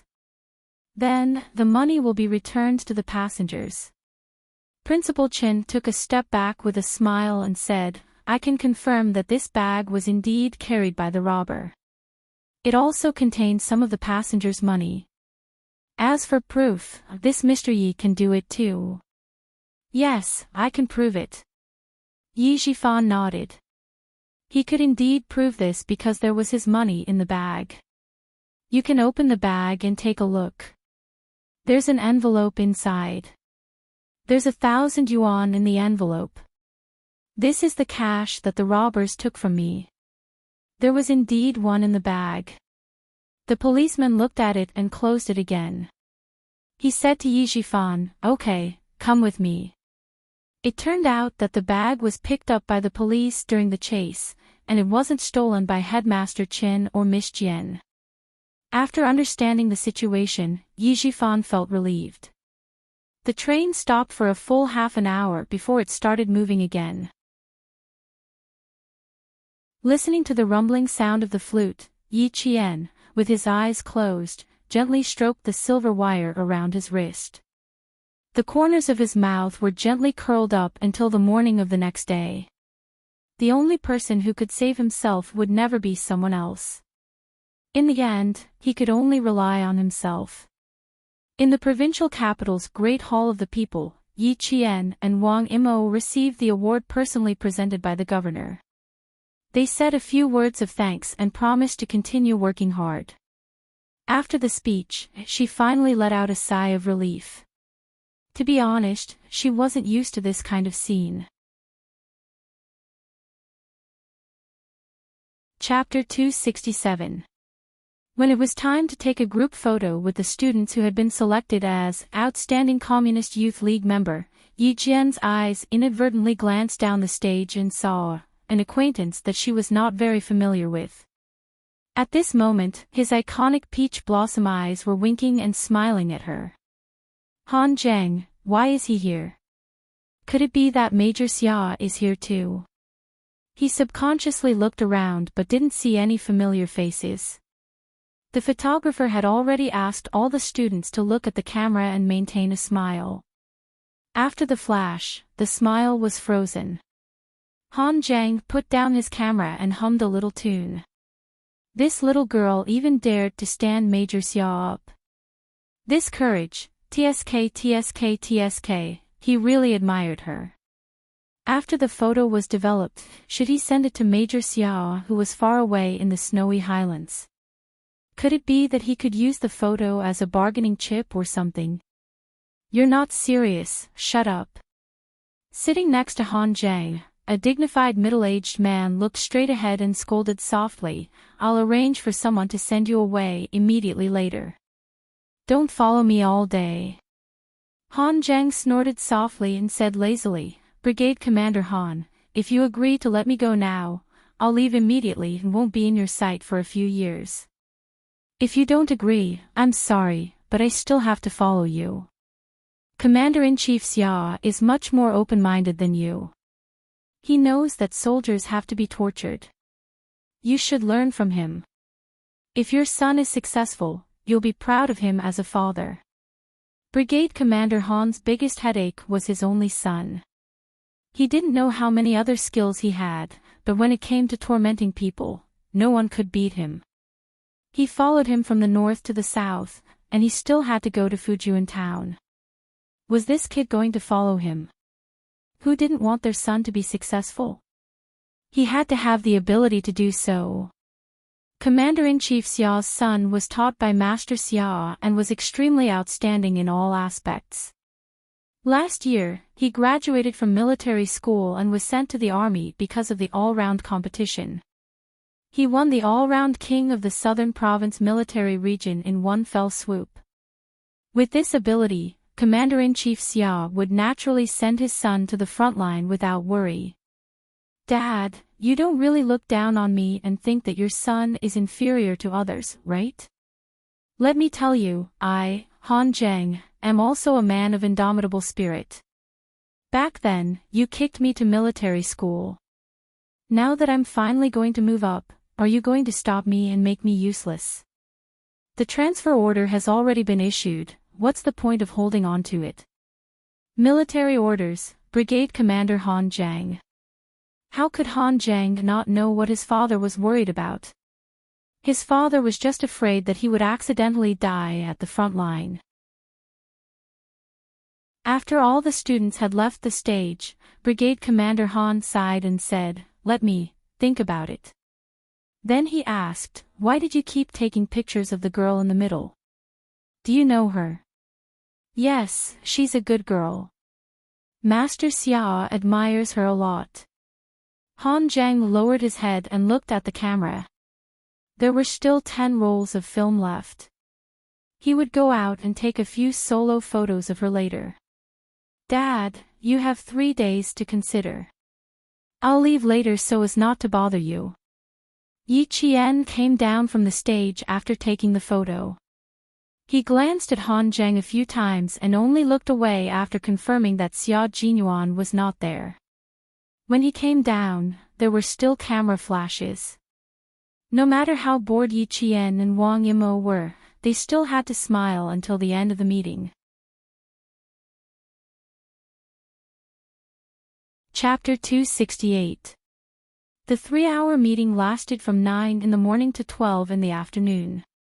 Yi Qian, who had been smiling the entire time, felt his cheeks stiffen. The end of the meeting didn't mean that he could leave.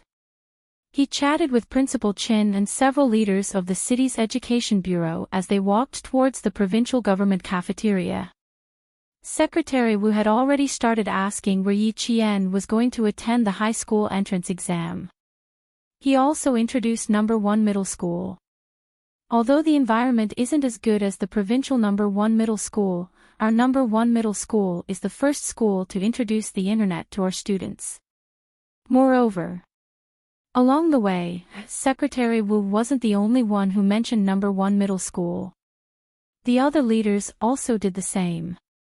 It was clear that they all wanted Yi Qian to stay in the city and not be recruited by the provincial government. Principal Chow of the provincial government cafeteria finally finished his small talk with the leaders.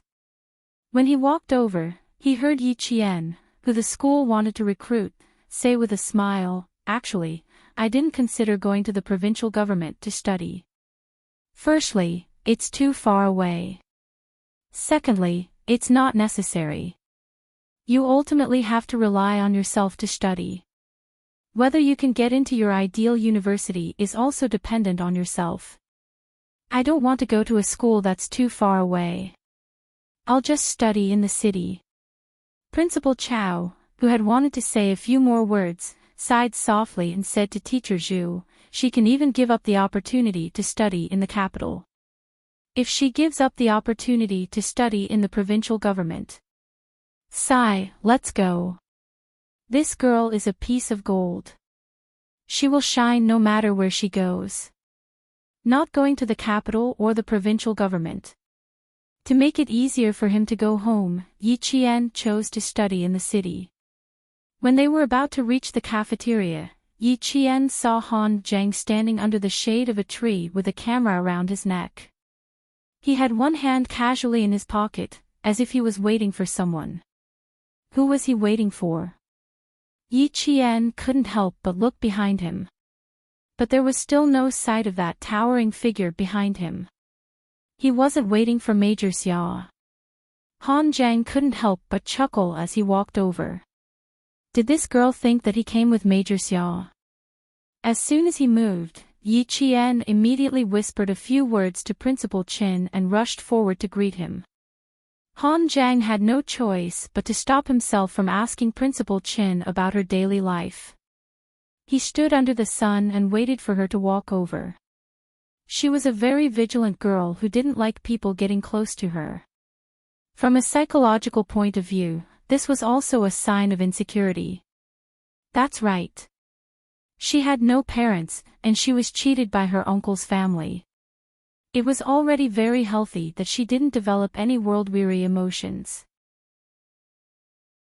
Last time, young Master Xia asked you to look for me, but you didn't come. As for me, I don't have any other intentions. I just want to see if classmate Yi Qian, who dared to stand young Master Xia up, has any words that he needs me to pass to young Master Xia. So he was here because of what happened last time. Yi Qian smiled and said, "Are you going there too?" The provincial government building occupied a large area. Han Zheng didn't lead Yi Qian to the cafeteria. Instead, he brought her to a military car. "I don't know yet, but it shouldn't be a problem. Let's go outside and chat while we eat. You can even write a letter for me to pass to him." Yi Qian, who didn't refuse, quietly got into the car.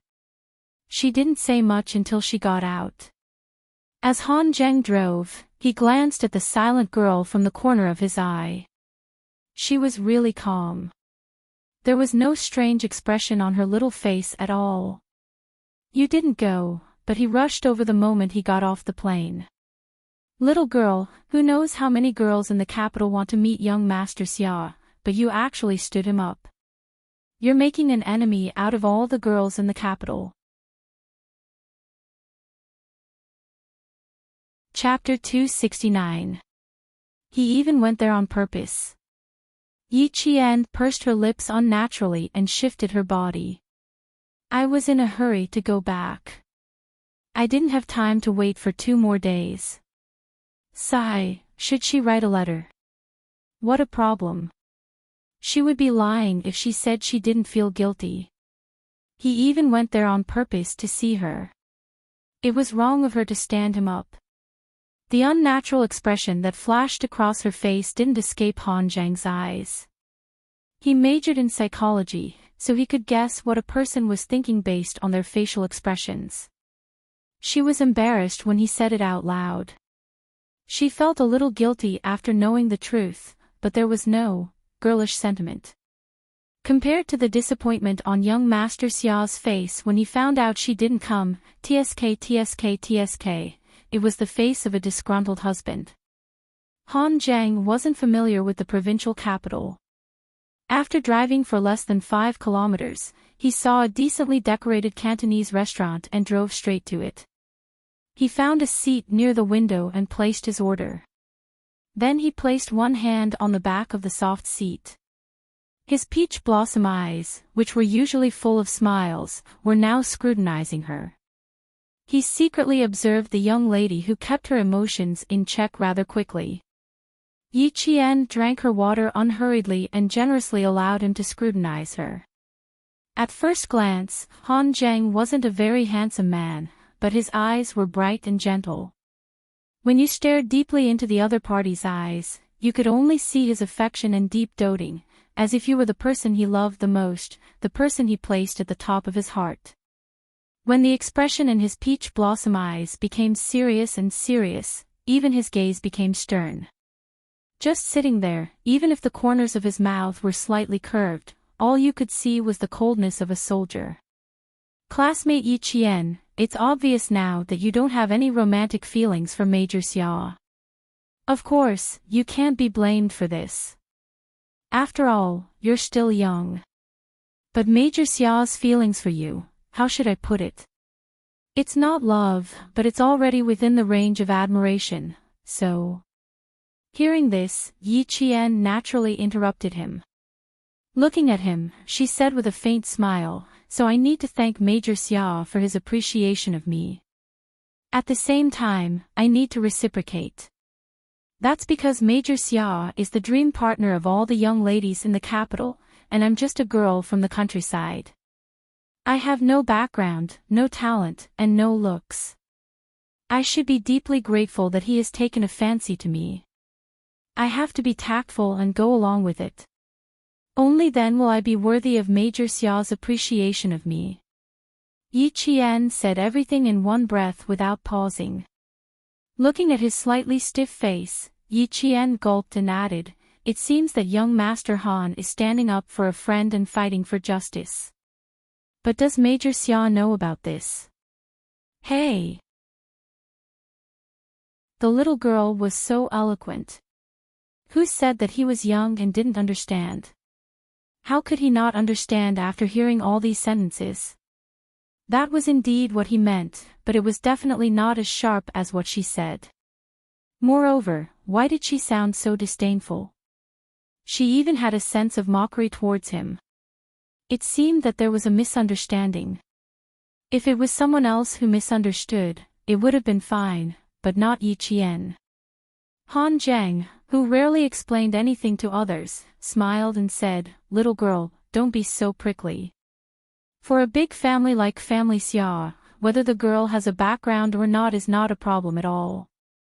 As for what you said about having no talent and no looks..." Han Zheng winked happily and said with an amused expression, "Your little face is not bad. Your eyes are eyes, and your mouth is a mouth. It's just that you haven't developed much yet." Needless to say, how could Major Xia's appreciation be bad? Chapter 270.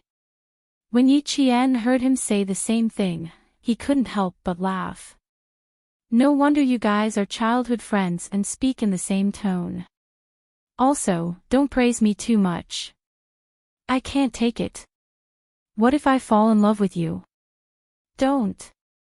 Even if what I said wasn't nice, that's because you didn't hear what I was going to say next. Now that you've said it, my legs have turned to jelly. Han Zheng raised his eyebrows, but the sternness in his eyes didn't diminish. He said calmly, "I'm childhood friends with young Master Xia. He's humorous and popular with women, but he has a good character. He's not affectionate and doesn't show mercy. In all these years, I've never seen him bring a girl to us. You're the first. Because of this, as a friend, I know that some things aren't nice to hear, but I still have to say them." His expression gradually turned serious, and his eyebrows became sharper. "He does admire you, but if you're not interested in him, you don't have to be in such a hurry to draw the line. From a man's point of view, the more the woman he admires is in such a hurry to draw the line, the more he wants to conquer her, have her, and make her his. Men are natural hunters. Just like animals, they like to conquer. Young lady, if you don't want anything to happen with young Master Xia, I suggest you don't be in such a hurry. You should take it slow. Otherwise, young Master Xia will only become more interested in you, and it'll be harder for you to escape. From a man's point of view, this was indeed the case. And Yi Qian happened to be committing this taboo. Hearing this, the thoughtful Yi Qian waited until the first dish was served before slowly nodding. Hearing what you said, it makes sense. But Yi Qian changed the topic and smiled. But the way I get along with Major Xia is a little different. Even if I told you, you wouldn't understand. And I don't know you that well. If there's something you don't understand, I suggest you ask Major Xia yourself. Also, I do need to write an apology letter to him. After all, I was the one who stood him up first.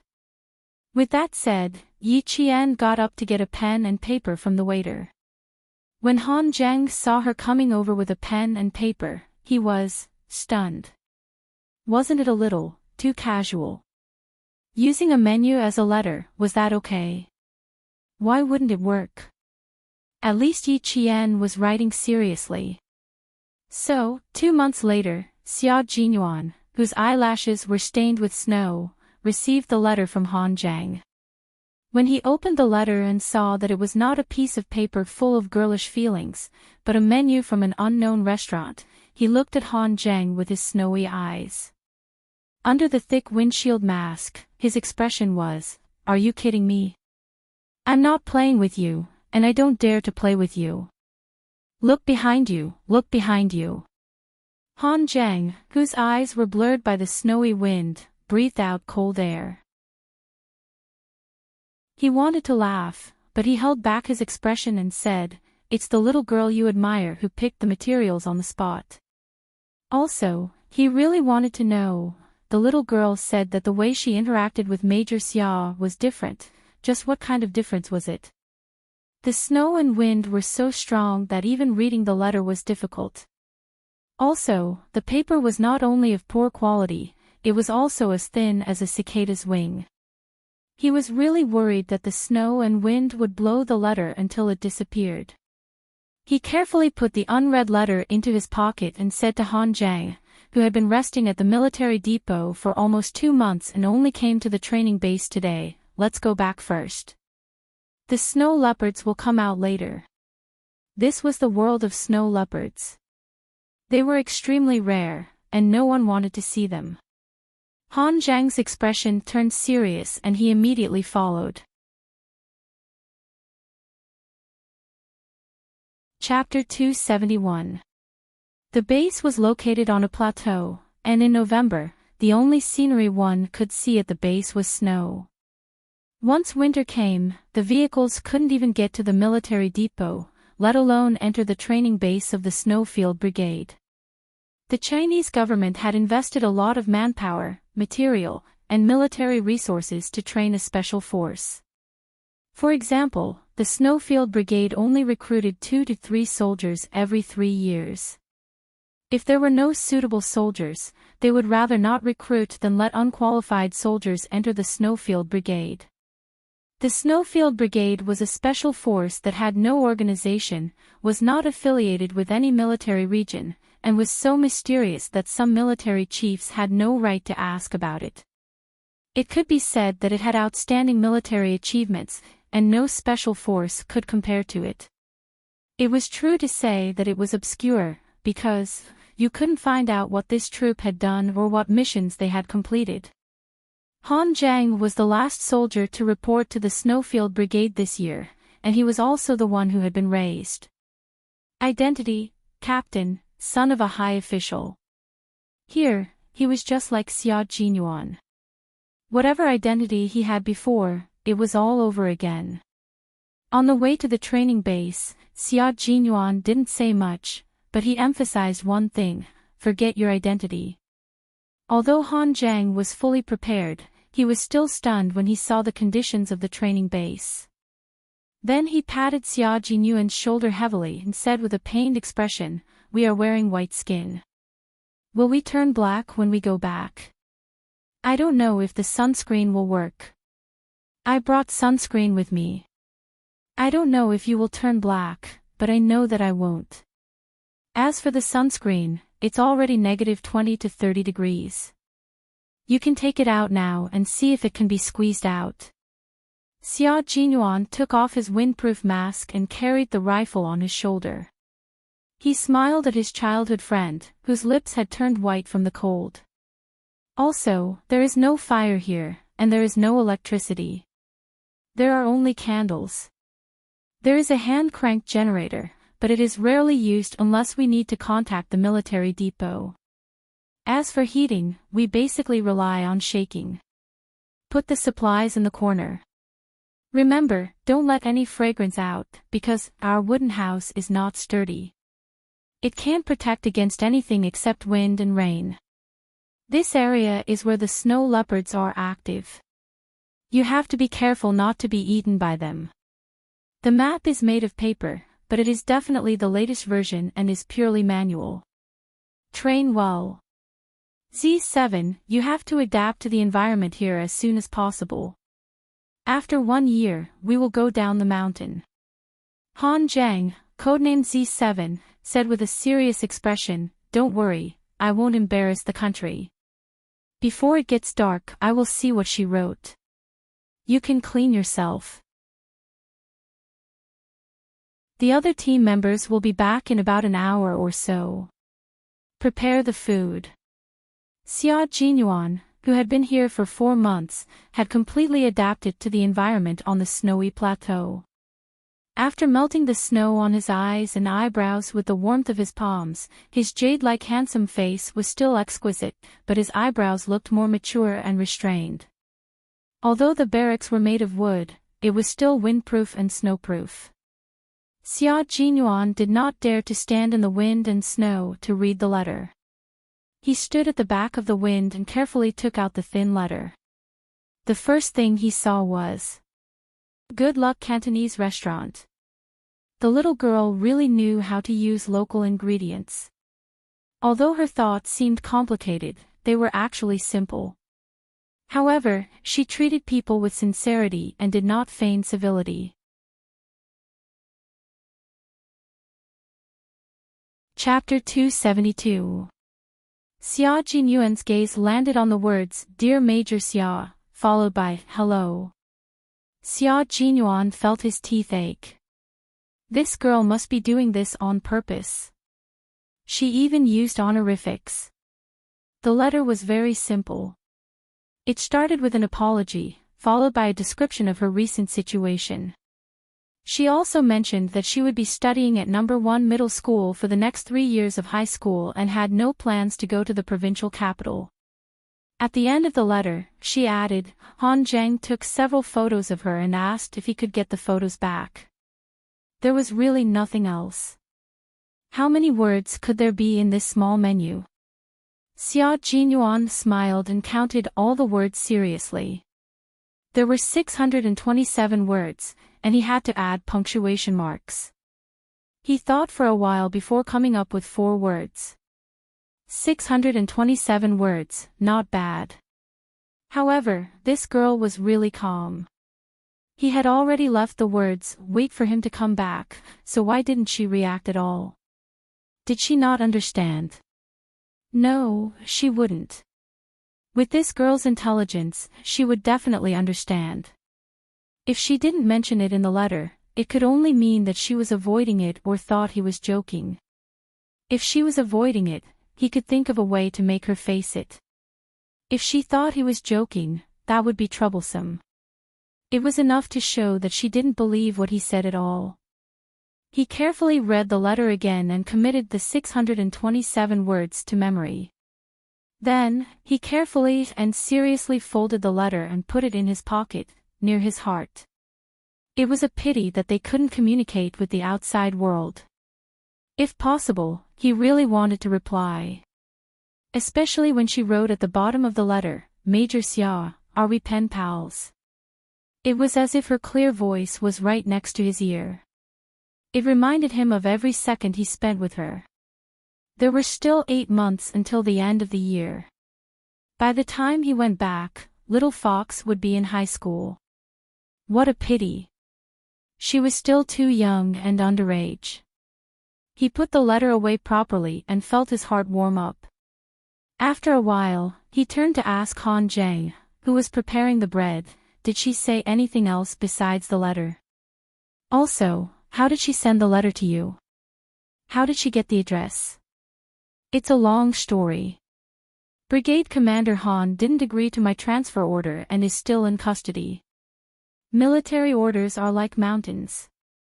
How long can he be in custody? As long as I don't give up, he can't do anything. But it's not a good idea to keep holding on to him like this.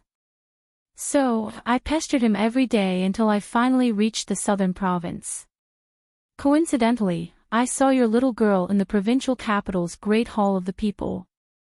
Han Zhang put away the hard bread and gave each of his comrades a piece of ham sausage. As he worked, he recounted how he met Yi Qian and what he said. That little girl of yours is really something. The moment she opened her mouth, she asked what she should do if she took a fancy to me.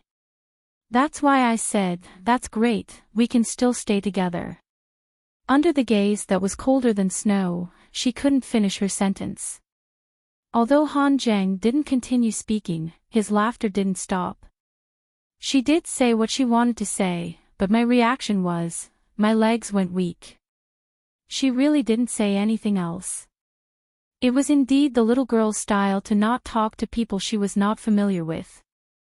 Thinking of this, Xia Jinyuan smiled and said, she is not familiar with you, so of course she won't talk to you seriously. The bread has turned to stone. I'll boil some water and cook some dried vegetables. Once winter came, the Snowfield Brigade members in the base ate bread the most.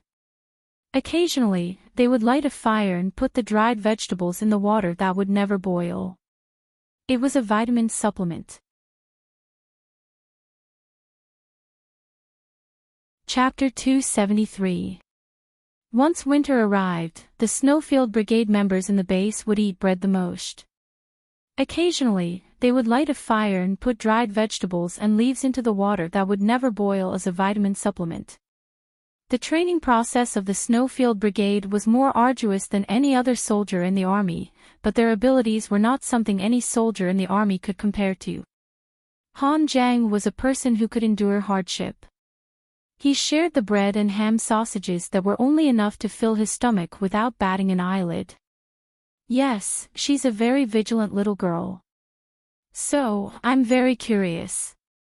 What did you do to make her smile like the sun when she looked at you? Han Zhang had a good impression of Yi Qian. With his status, he was used to seeing all kinds of people since he was young. He could tell whether they were real or fake at a glance. Take Yi Qian for example. The first impression Han Zhang had of her was that she was open and aboveboard. Yes, she was open and aboveboard. What he saw was not the exquisite beauty of her facial features, but the temperament of her movements. She was demure and graceful, without the weakness of a girl. She had a kind of open and aboveboard, dark and elegant like an orchid character. But she really doesn't have any feelings for you. I told her that you rushed over and didn't see her. But in exchange, you only made her feel guilty. Other than that, there was nothing else. Also, you really have to thank me. If I hadn't hinted to her and used her guilt to write you a letter, brother, it's very likely that you wouldn't even have received this letter. As he spoke, Xia Jinyuan listened quietly. The smile on his thin lips was like the sun on a snowy mountain, bright and dazzling. It's good enough that you can make her feel a little guilty. Take out all the things you didn't take out. The letter here mentioned that you took a photo of her. No way, she told you that. Of course, this is the way I get along with her. You won't understand.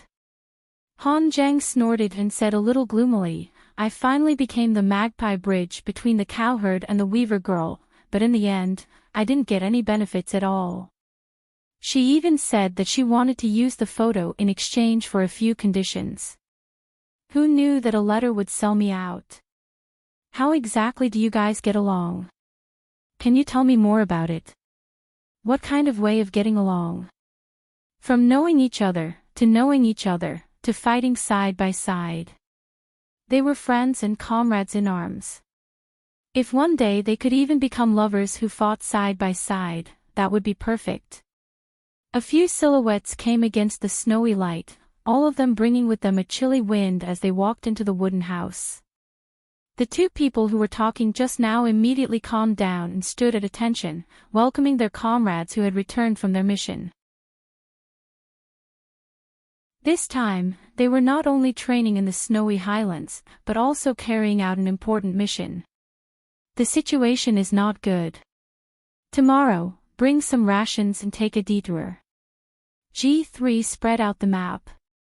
His slender fingers gently traced across the map as he said to Xia Jinyuan, Q King, you're very perceptive. You'll go with J5 tomorrow. As for Z7, you're new here so you're not familiar with the terrain. Stay here and guard it. The company commander at the sentry post contacted me today, hoping that we can support them. You stay here and support the outpost. Q King, J5, and I are going to look for the 3 missing brothers. Han Zhang had no idea that he would encounter a missing brother as soon as he arrived. Listening to the piercing snowy wind, he said in a low voice, Okay, no problem on my side. I'll guard the back. I'll leave the front to you 4 brothers. Also, the military asked me to send a message to your sentry post. Chapter 274. He spoke in a low voice. One could only vaguely make out the words satellite, contact, and other sensitive military secrets. There was no doubt that the message he brought was very exciting news for the Shuiyu Special Forces members who had been here for 4 months. This way, they would be able to contact the military at any time in the future. Next spring, the engineers will come over and finish building the equipment. We should be able to leave the mountain around July. Although Han Zhang didn't participate in the previous missions, he still knew what the Snowfield Brigade was doing. This was definitely good news for the Sentinel Company stationed at high altitudes. G3 put away the map and patted Han Zhang's shoulder. Go to the Sentinel Company tomorrow and tell them the good news. They will arrange the reception for the engineers. We will be responsible for keeping watch in the dark. We leave at 6 tomorrow morning. Go to bed early after eating and save your energy. Z7, there are still a few oxygen tanks. If you feel uncomfortable, call for help. We will take turns keeping watch and will wake you up in the middle. Han Zhang had been at the military station for almost 2 months when the snow had sealed off the mountain. But now, they were at an altitude of more than 5,000 meters. G3 was worried that he would really fall asleep if he closed his eyes because of altitude sickness, so he told him that he would wake him up in the middle of the night. This wasn't an exaggeration. It was a real thing. Dinner was hard bread prepared by Han Zhang, a ham sausage, and a packet of pickled vegetables for each person. As for fresh vegetables, fragrant rice, hot noodles, don't even think about it here. At least the 5 of them still had food to eat. As for the 3 brothers who had lost contact with them, they didn't know where they were hiding in the snow. However, they weren't too worried.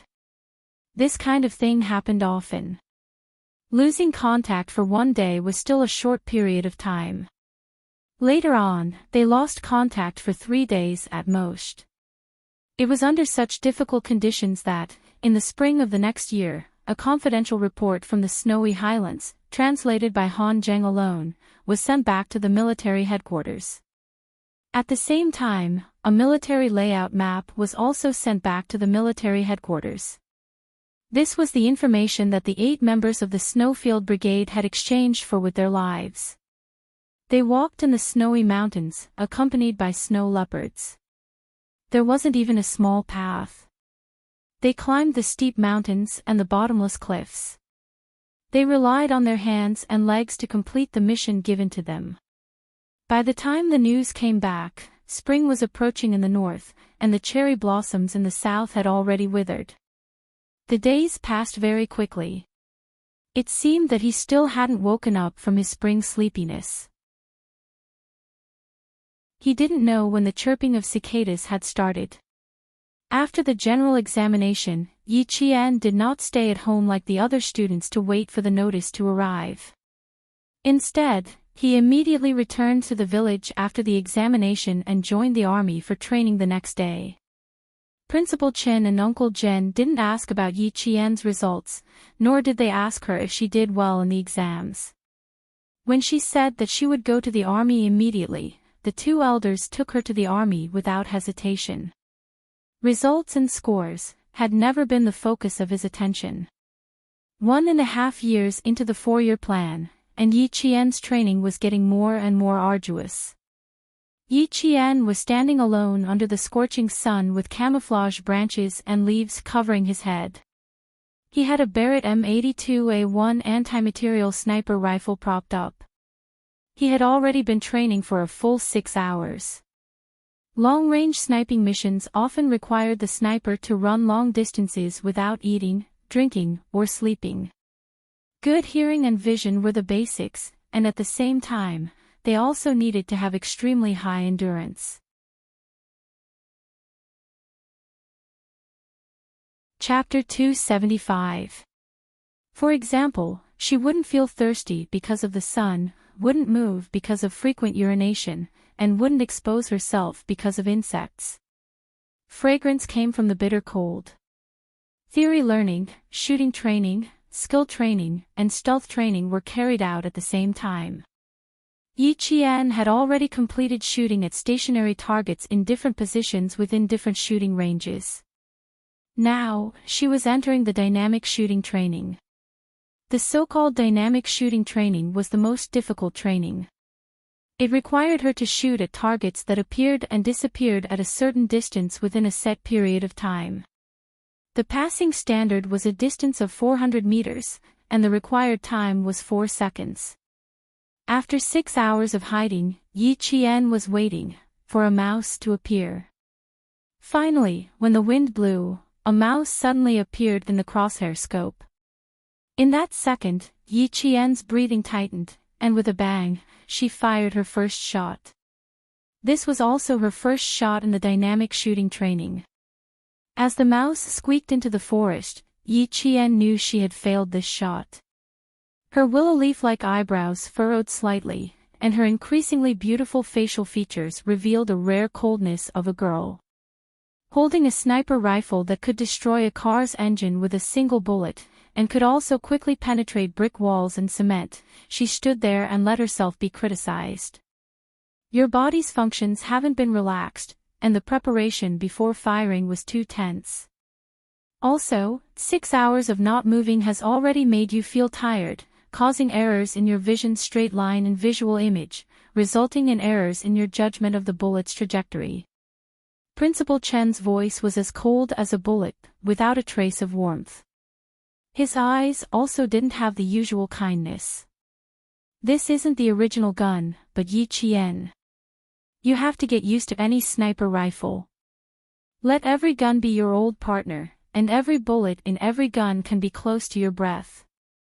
Taking the sniper rifle from Yi Qian's hands, Yi Qian aimed at the target, calculated the wind speed, and pulled the trigger. Bang! After less than a minute, Yi Qian smelled the faint scent of blood. The mouse that had clearly escaped was finally shot by a sniper rifle. This was the standard of a world-class sniper. He didn't need to prepare for too long. He only needed one target, and he could complete the mission. This was also Yi Qian's goal. To surpass Principal Chen, she had to stand even higher. Yi Qian gasped softly. This was the first time Principal Chen, the first time he personally held a gun in front of her. It was so sudden that she didn't even have time to react before the world-class sniper's demonstration ended. Really? Amazing! Her face was full of admiration, and Principal Chen had a serious expression, so he lightly tapped her head with the butt of his rifle. Little girl, train hard. 2 weeks, Yi Qian, the highlands, mountains, deserts. Mississippi. Mississippi Jian, you have to be prepared, the toughest days, Mississippi. Every place had different environments, training requirements, and shooting conditions. The external environment's temperature, altitude, wind speed, atmospheric visibility, lighting conditions, and other natural conditions would all affect the shooter's aim and the trajectory of the bullet. Principal Chen wanted Yi Qian to be able to hit the target no matter what the environment was. Although the environment could affect the accuracy of the shot, she had to use her excellent skills to eliminate the environmental factors, and she would be able to complete the mission perfectly.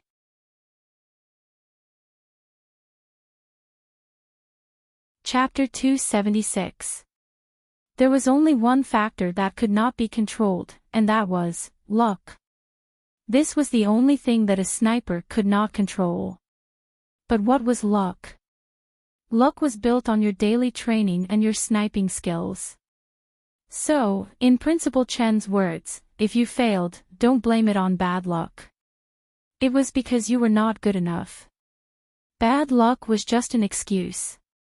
The next 2 weeks of dynamic training were even more arduous than before. Principal Chen no longer stood beside Yi Qian to guide her on what to do. Instead, he personally took the role of the enemy's sniper and confronted Yi Qian. Later on, Yi Qian recalled the training she had gone through in the past. She felt that this period of training was the most arduous and difficult. That was because she was facing a world-class sniper, not an ordinary sniper. On the first day, Yi Qian could not even find where Principal Chen was in disguise. He was clearly less than 100 meters away from her, but she did not know where Principal Chen was until she was hit by a blank bullet. Natural camouflage and artificial camouflage must be combined perfectly. Spring as the trees, summer as the shrubs, autumn as the dead leaves, and winter as the snow. This is the perfect natural camouflage. Headmaster Chen, who was wearing a camouflage suit, sat cross-legged. The sun was so hot that the skin on his lips peeled off. There was no water to drink, and there was no wind. He just sat there and gave advice to Yi Qian. Your sense of smell is very sensitive, so I deliberately rolled in the mud to cover up the smell on my body. This is also a way of disguise. Girl, remember this. Camouflage is a basic skill that a sniper must master. The quality of the camouflage skill determines whether a sniper can successfully complete the mission. This was what Principal Chen had learned from his own personal experience. He was so strict that it was almost harsh when it came to training Yi Qian. Yi Qian entered the true hellish training and approached the level of a world-class sniper. Her perception was extremely good. Even though she was sometimes killed by Principal Chen, she had only been using guns for a little more than a year. She was not like Principal Chen, who was a world-class sniper with decades of experience. 1 month after the summer vacation, Principal Chen left Shuka village with Yi Qian. No one knew where they went, not even Uncle General. The school's acceptance letters began to be sent out. When Yi Qian, Yi Ying, Zhang Wenli, and the other third-year students from the same village received their acceptance letters, there were only 15 days left until the end of the summer vacation. Village Chief Zhang Difu took the 6 notices from the postman, counted them, and said uncertainly, "There are 11 children in the village who are in junior high school. These 6 notices, all of them." Village Chief, there will be a notice for those who are admitted to high school. Even if there are 20 people in Shuka village who are in junior high school, if only 6 of them are admitted, there will only be 6 notices. The postman laughed. Every year at this time, when the acceptance letters for high school and university were sent out, the villagers would ask about it. Zhang Difu sighed and nodded. Yes, yes, yes. Sigh, only 6 of them are admitted to high school. This year, none of them are admitted to university. Sigh, it's been hard on you. Come in and have a cup of tea before you leave. Village chief, has my Yingying's acceptance letter arrived? I just saw the postman coming. Sun Dongqing's voice floated in from the yard. It was full of energy, as if she was afraid that no one would know that the postman had come. The postman, who was about to say something, got on his green bicycle when he heard the voice. He waved at Zhang Difu and said with a smile, I won't be drinking water. I still have to go to other villages to deliver the acceptance letters. You should treat the mayor's wife well. Chapter 277. The postman was from the town, so he knew a lot about the mayor's wife. Sun Dongqing wasn't the only one who came to get the notice. Everyone who had a child in their family came. The adults were more eager to get the notice than the children. Yiying was wearing a floral dress. She hadn't been out in the sun for the whole summer, so her skin was much fairer than before. She wasn't as flamboyant as before. She stood beside Sun Dongqing and looked very well behaved. Everyone in the village knew about the incident on the third day of school last year. Yiying didn't come back during the winter break. She stayed in the provincial capital to study English. Now that a year had passed, the villagers didn't say anything. Yiying had also kept a low profile, so the villagers forgot about it. Zhang Difu took out Yi Ying's notice and handed it over. This is for your family. He then handed over the other 4 notices. Come. These are for your families. The rest, go away. 11 children and 6 notices. Naturally, those who didn't get in didn't get in. Oh, Yingying. She's from the provincial first high school.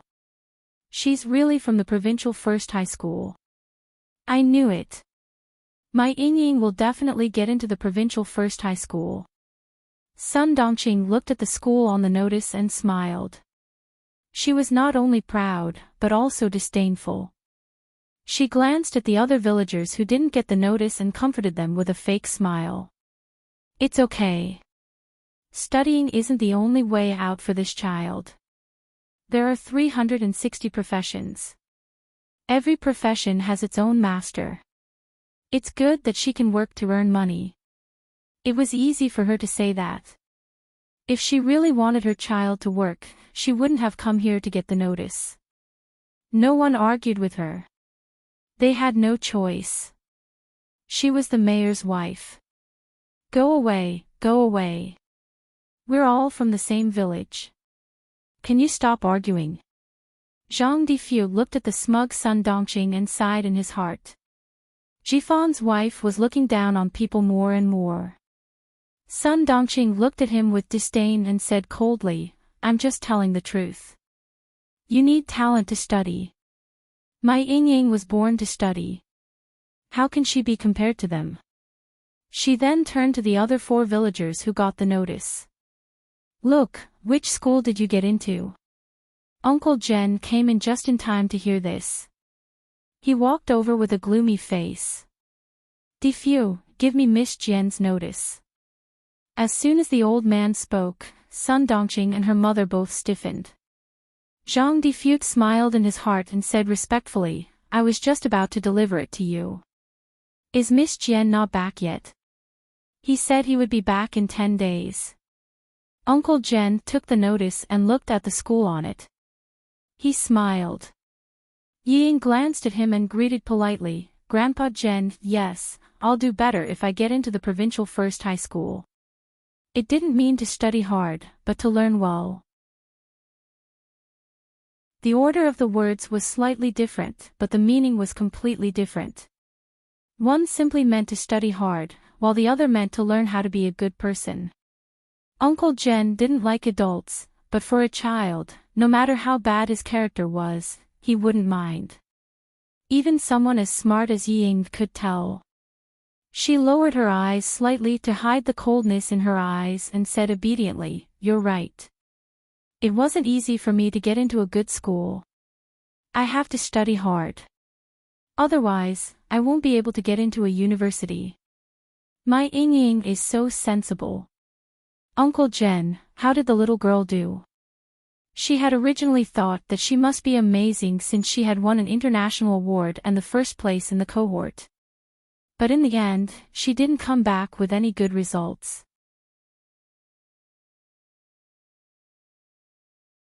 Chapter 278. Sun Dongqing waved the letter in her hand and smiled like a flower blooming on her face. Our Yingying's grades are still the best. She got into the provincial number 1 high school without a hitch. Mom, don't say that. Yi Ying seemed unhappy. She took the letter from her and stuffed it back into the envelope. She said to Uncle Jen, Grandpa Jen, my mom's words are unpleasant. Actually, she's quite concerned about whether my sister got into a school or not. Uncle Jen glanced at Yi Ying, who thought she was smart but didn't have any sense of responsibility. He said calmly, it's not bad. Number 1 high school in the city. It's as expected. Number 1 middle school isn't bad either. Although it's not as good as the provincial number 1 high school, with my sister's intelligence, it's the same no matter where she goes. Yi Ying knew that she was relieved. She really didn't want to be in the same school as Yi Qian. There was no other reason. Yi Qian knew too much about her. If he told others in high school, she would have to live like she did in high school. She would have to live a repressed life. Hearing this, Sun Dongqing held back her pride and pretended to be concerned. She sighed and said, as long as she gets in, number 1 middle school will be number 1 middle school. She'll just suffer a little when she gets into university. This is great. I can finally answer to my sister. It wasn't strange that Sun Dongqing could shamelessly take credit for herself. Another boy from the village got into the same school as Yi Qian. When he heard that Yi Qian was in the same school as him, he was very happy.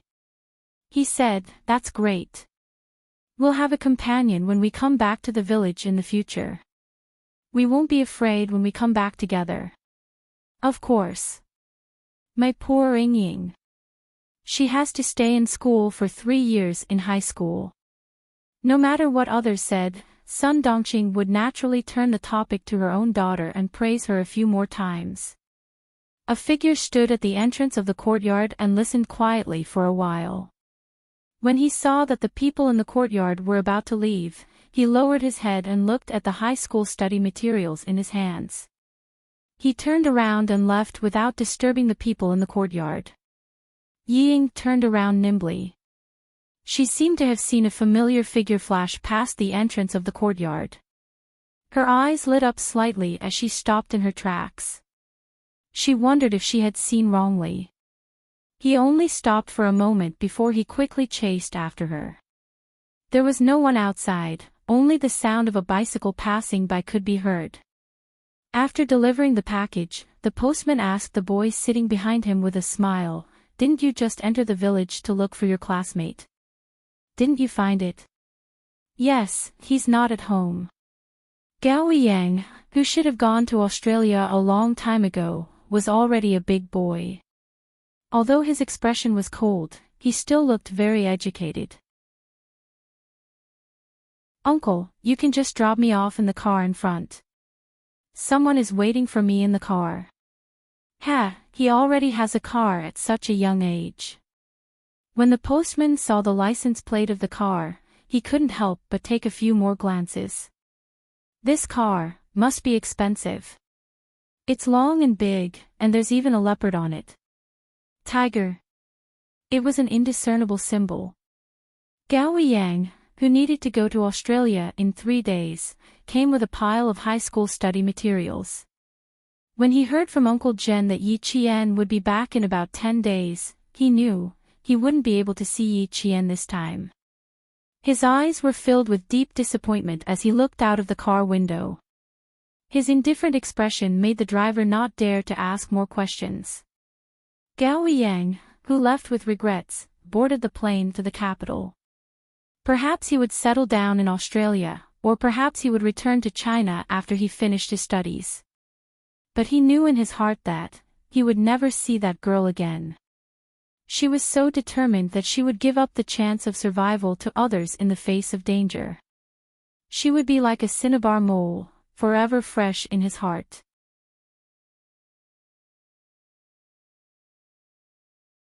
Chapter 279. When Yi Qian received the notice, it was the day before Gao Yang left for Australia. To him, she was the cinnabar mole in his heart, but to Yi Qian, they were just classmates, not even friends. Yi Ying was the only one in the village who knew that Gao Yang had visited. She even called him the day before he left. Yi Ying wanted to salvage her image, but Gao Yang still treated her coldly. At this time, Yi Ying realized that not everyone could forgive her mistakes. Even Gao Yang, who used to like her a lot, would not let himself get to know her again just because she lowered herself and took the initiative to contact him. After hanging up the phone, Yi Ying threw all the clothes in her wardrobe onto the floor and the bed as if she had gone crazy. She no longer screamed or roared like before. Instead, she vented her anger in silence. Yi Qian. Yi Qian. Every time she threw a piece of clothing, she hated Yi Qian. It was as if she treated the clothes as Yi Qian for her to vent her anger on. Every time she went crazy, she seemed to become gentler. In addition, Yi Zhifan did not hesitate to spend a lot of money to send her to the province to participate in all kinds of training. This made her temperament even more refined. Yi Ying, who was about to become a high school freshman, became slender and elegant. She gave off a refreshing feeling like a lotus flower. She constantly pretended to be a noble person in the south, while Yi Qian underwent dangerous and arduous training in the north. Yi Qian never knew that a person's potential was so limitless. He also did not know that after this summer vacation, her willpower had been tempered to be as strong as steel. From the south to the north, crossing more than half of the motherland, Yi Qian came to this plateau where there were herds of wild horses. Less than 10 days after coming here, Yi Qian felt so tired that she felt like she had shed a layer of skin. She was tired both physically and mentally. After climbing into the herdsman's carriage, Yi Qian collapsed on the thick grass. He was so tired that he could not even lift a finger. Principal Qin chatted happily with the herdsman. He spoke Tibetan very fluently, as if he had returned to his hometown. The moment he entered the Tibetan area, he was completely different from before. It was as if he was a native Tibetan. Yi Qian did not understand this language, which sounded like a paradise to him. He only knew that he wanted to rest, but his cerebral cortex was exceptionally excited. That was because in today's confrontation, her shooting speed was faster than Principal Chen's by about 2 seconds and she hit the target. This was the first round of dynamic training, and he was faster than Principal Chen. No matter how tired he was still excited. In July, the Tibetan area was as beautiful as a painting. During the day, the green grass, snow mountains, and blue sky were connected. At night, the sky was full of stars. Every star was shining with the brightest light, like a diamond that could be picked at any time. When the sky gradually darkened, the herdsmen began to sing. Their deep voices were powerful and high-spirited. Even if they did not understand the meaning of the simple melody, they could feel the passion for life and hear their happiness. To avoid unnecessary trouble, Yi Qian and Principal Qin disassembled their 2 sniper rifles and put them in their bags after every training session. They only carried a pistol with 12 bullets. From the south to the north, not a single bullet had been fired. "Miss Jian, we can sleep in the tent tonight." In front of them, Principal Qin, who was chatting with the herdsman until he seemed to have forgotten about Yi Qian, turned his head and said to her, "You are sleeping with Uncle Xijao's daughter, Yang Jin. You are about the same age, so you can communicate. You're tuning into the LoveLore Library YouTube channel. We're so grateful for your support and don't forget to subscribe to join us on this incredible journey through captivating stories." Your generosity through donations truly makes a world of difference, as it's the primary source of revenue that allows me to expand and enhance this channel for you.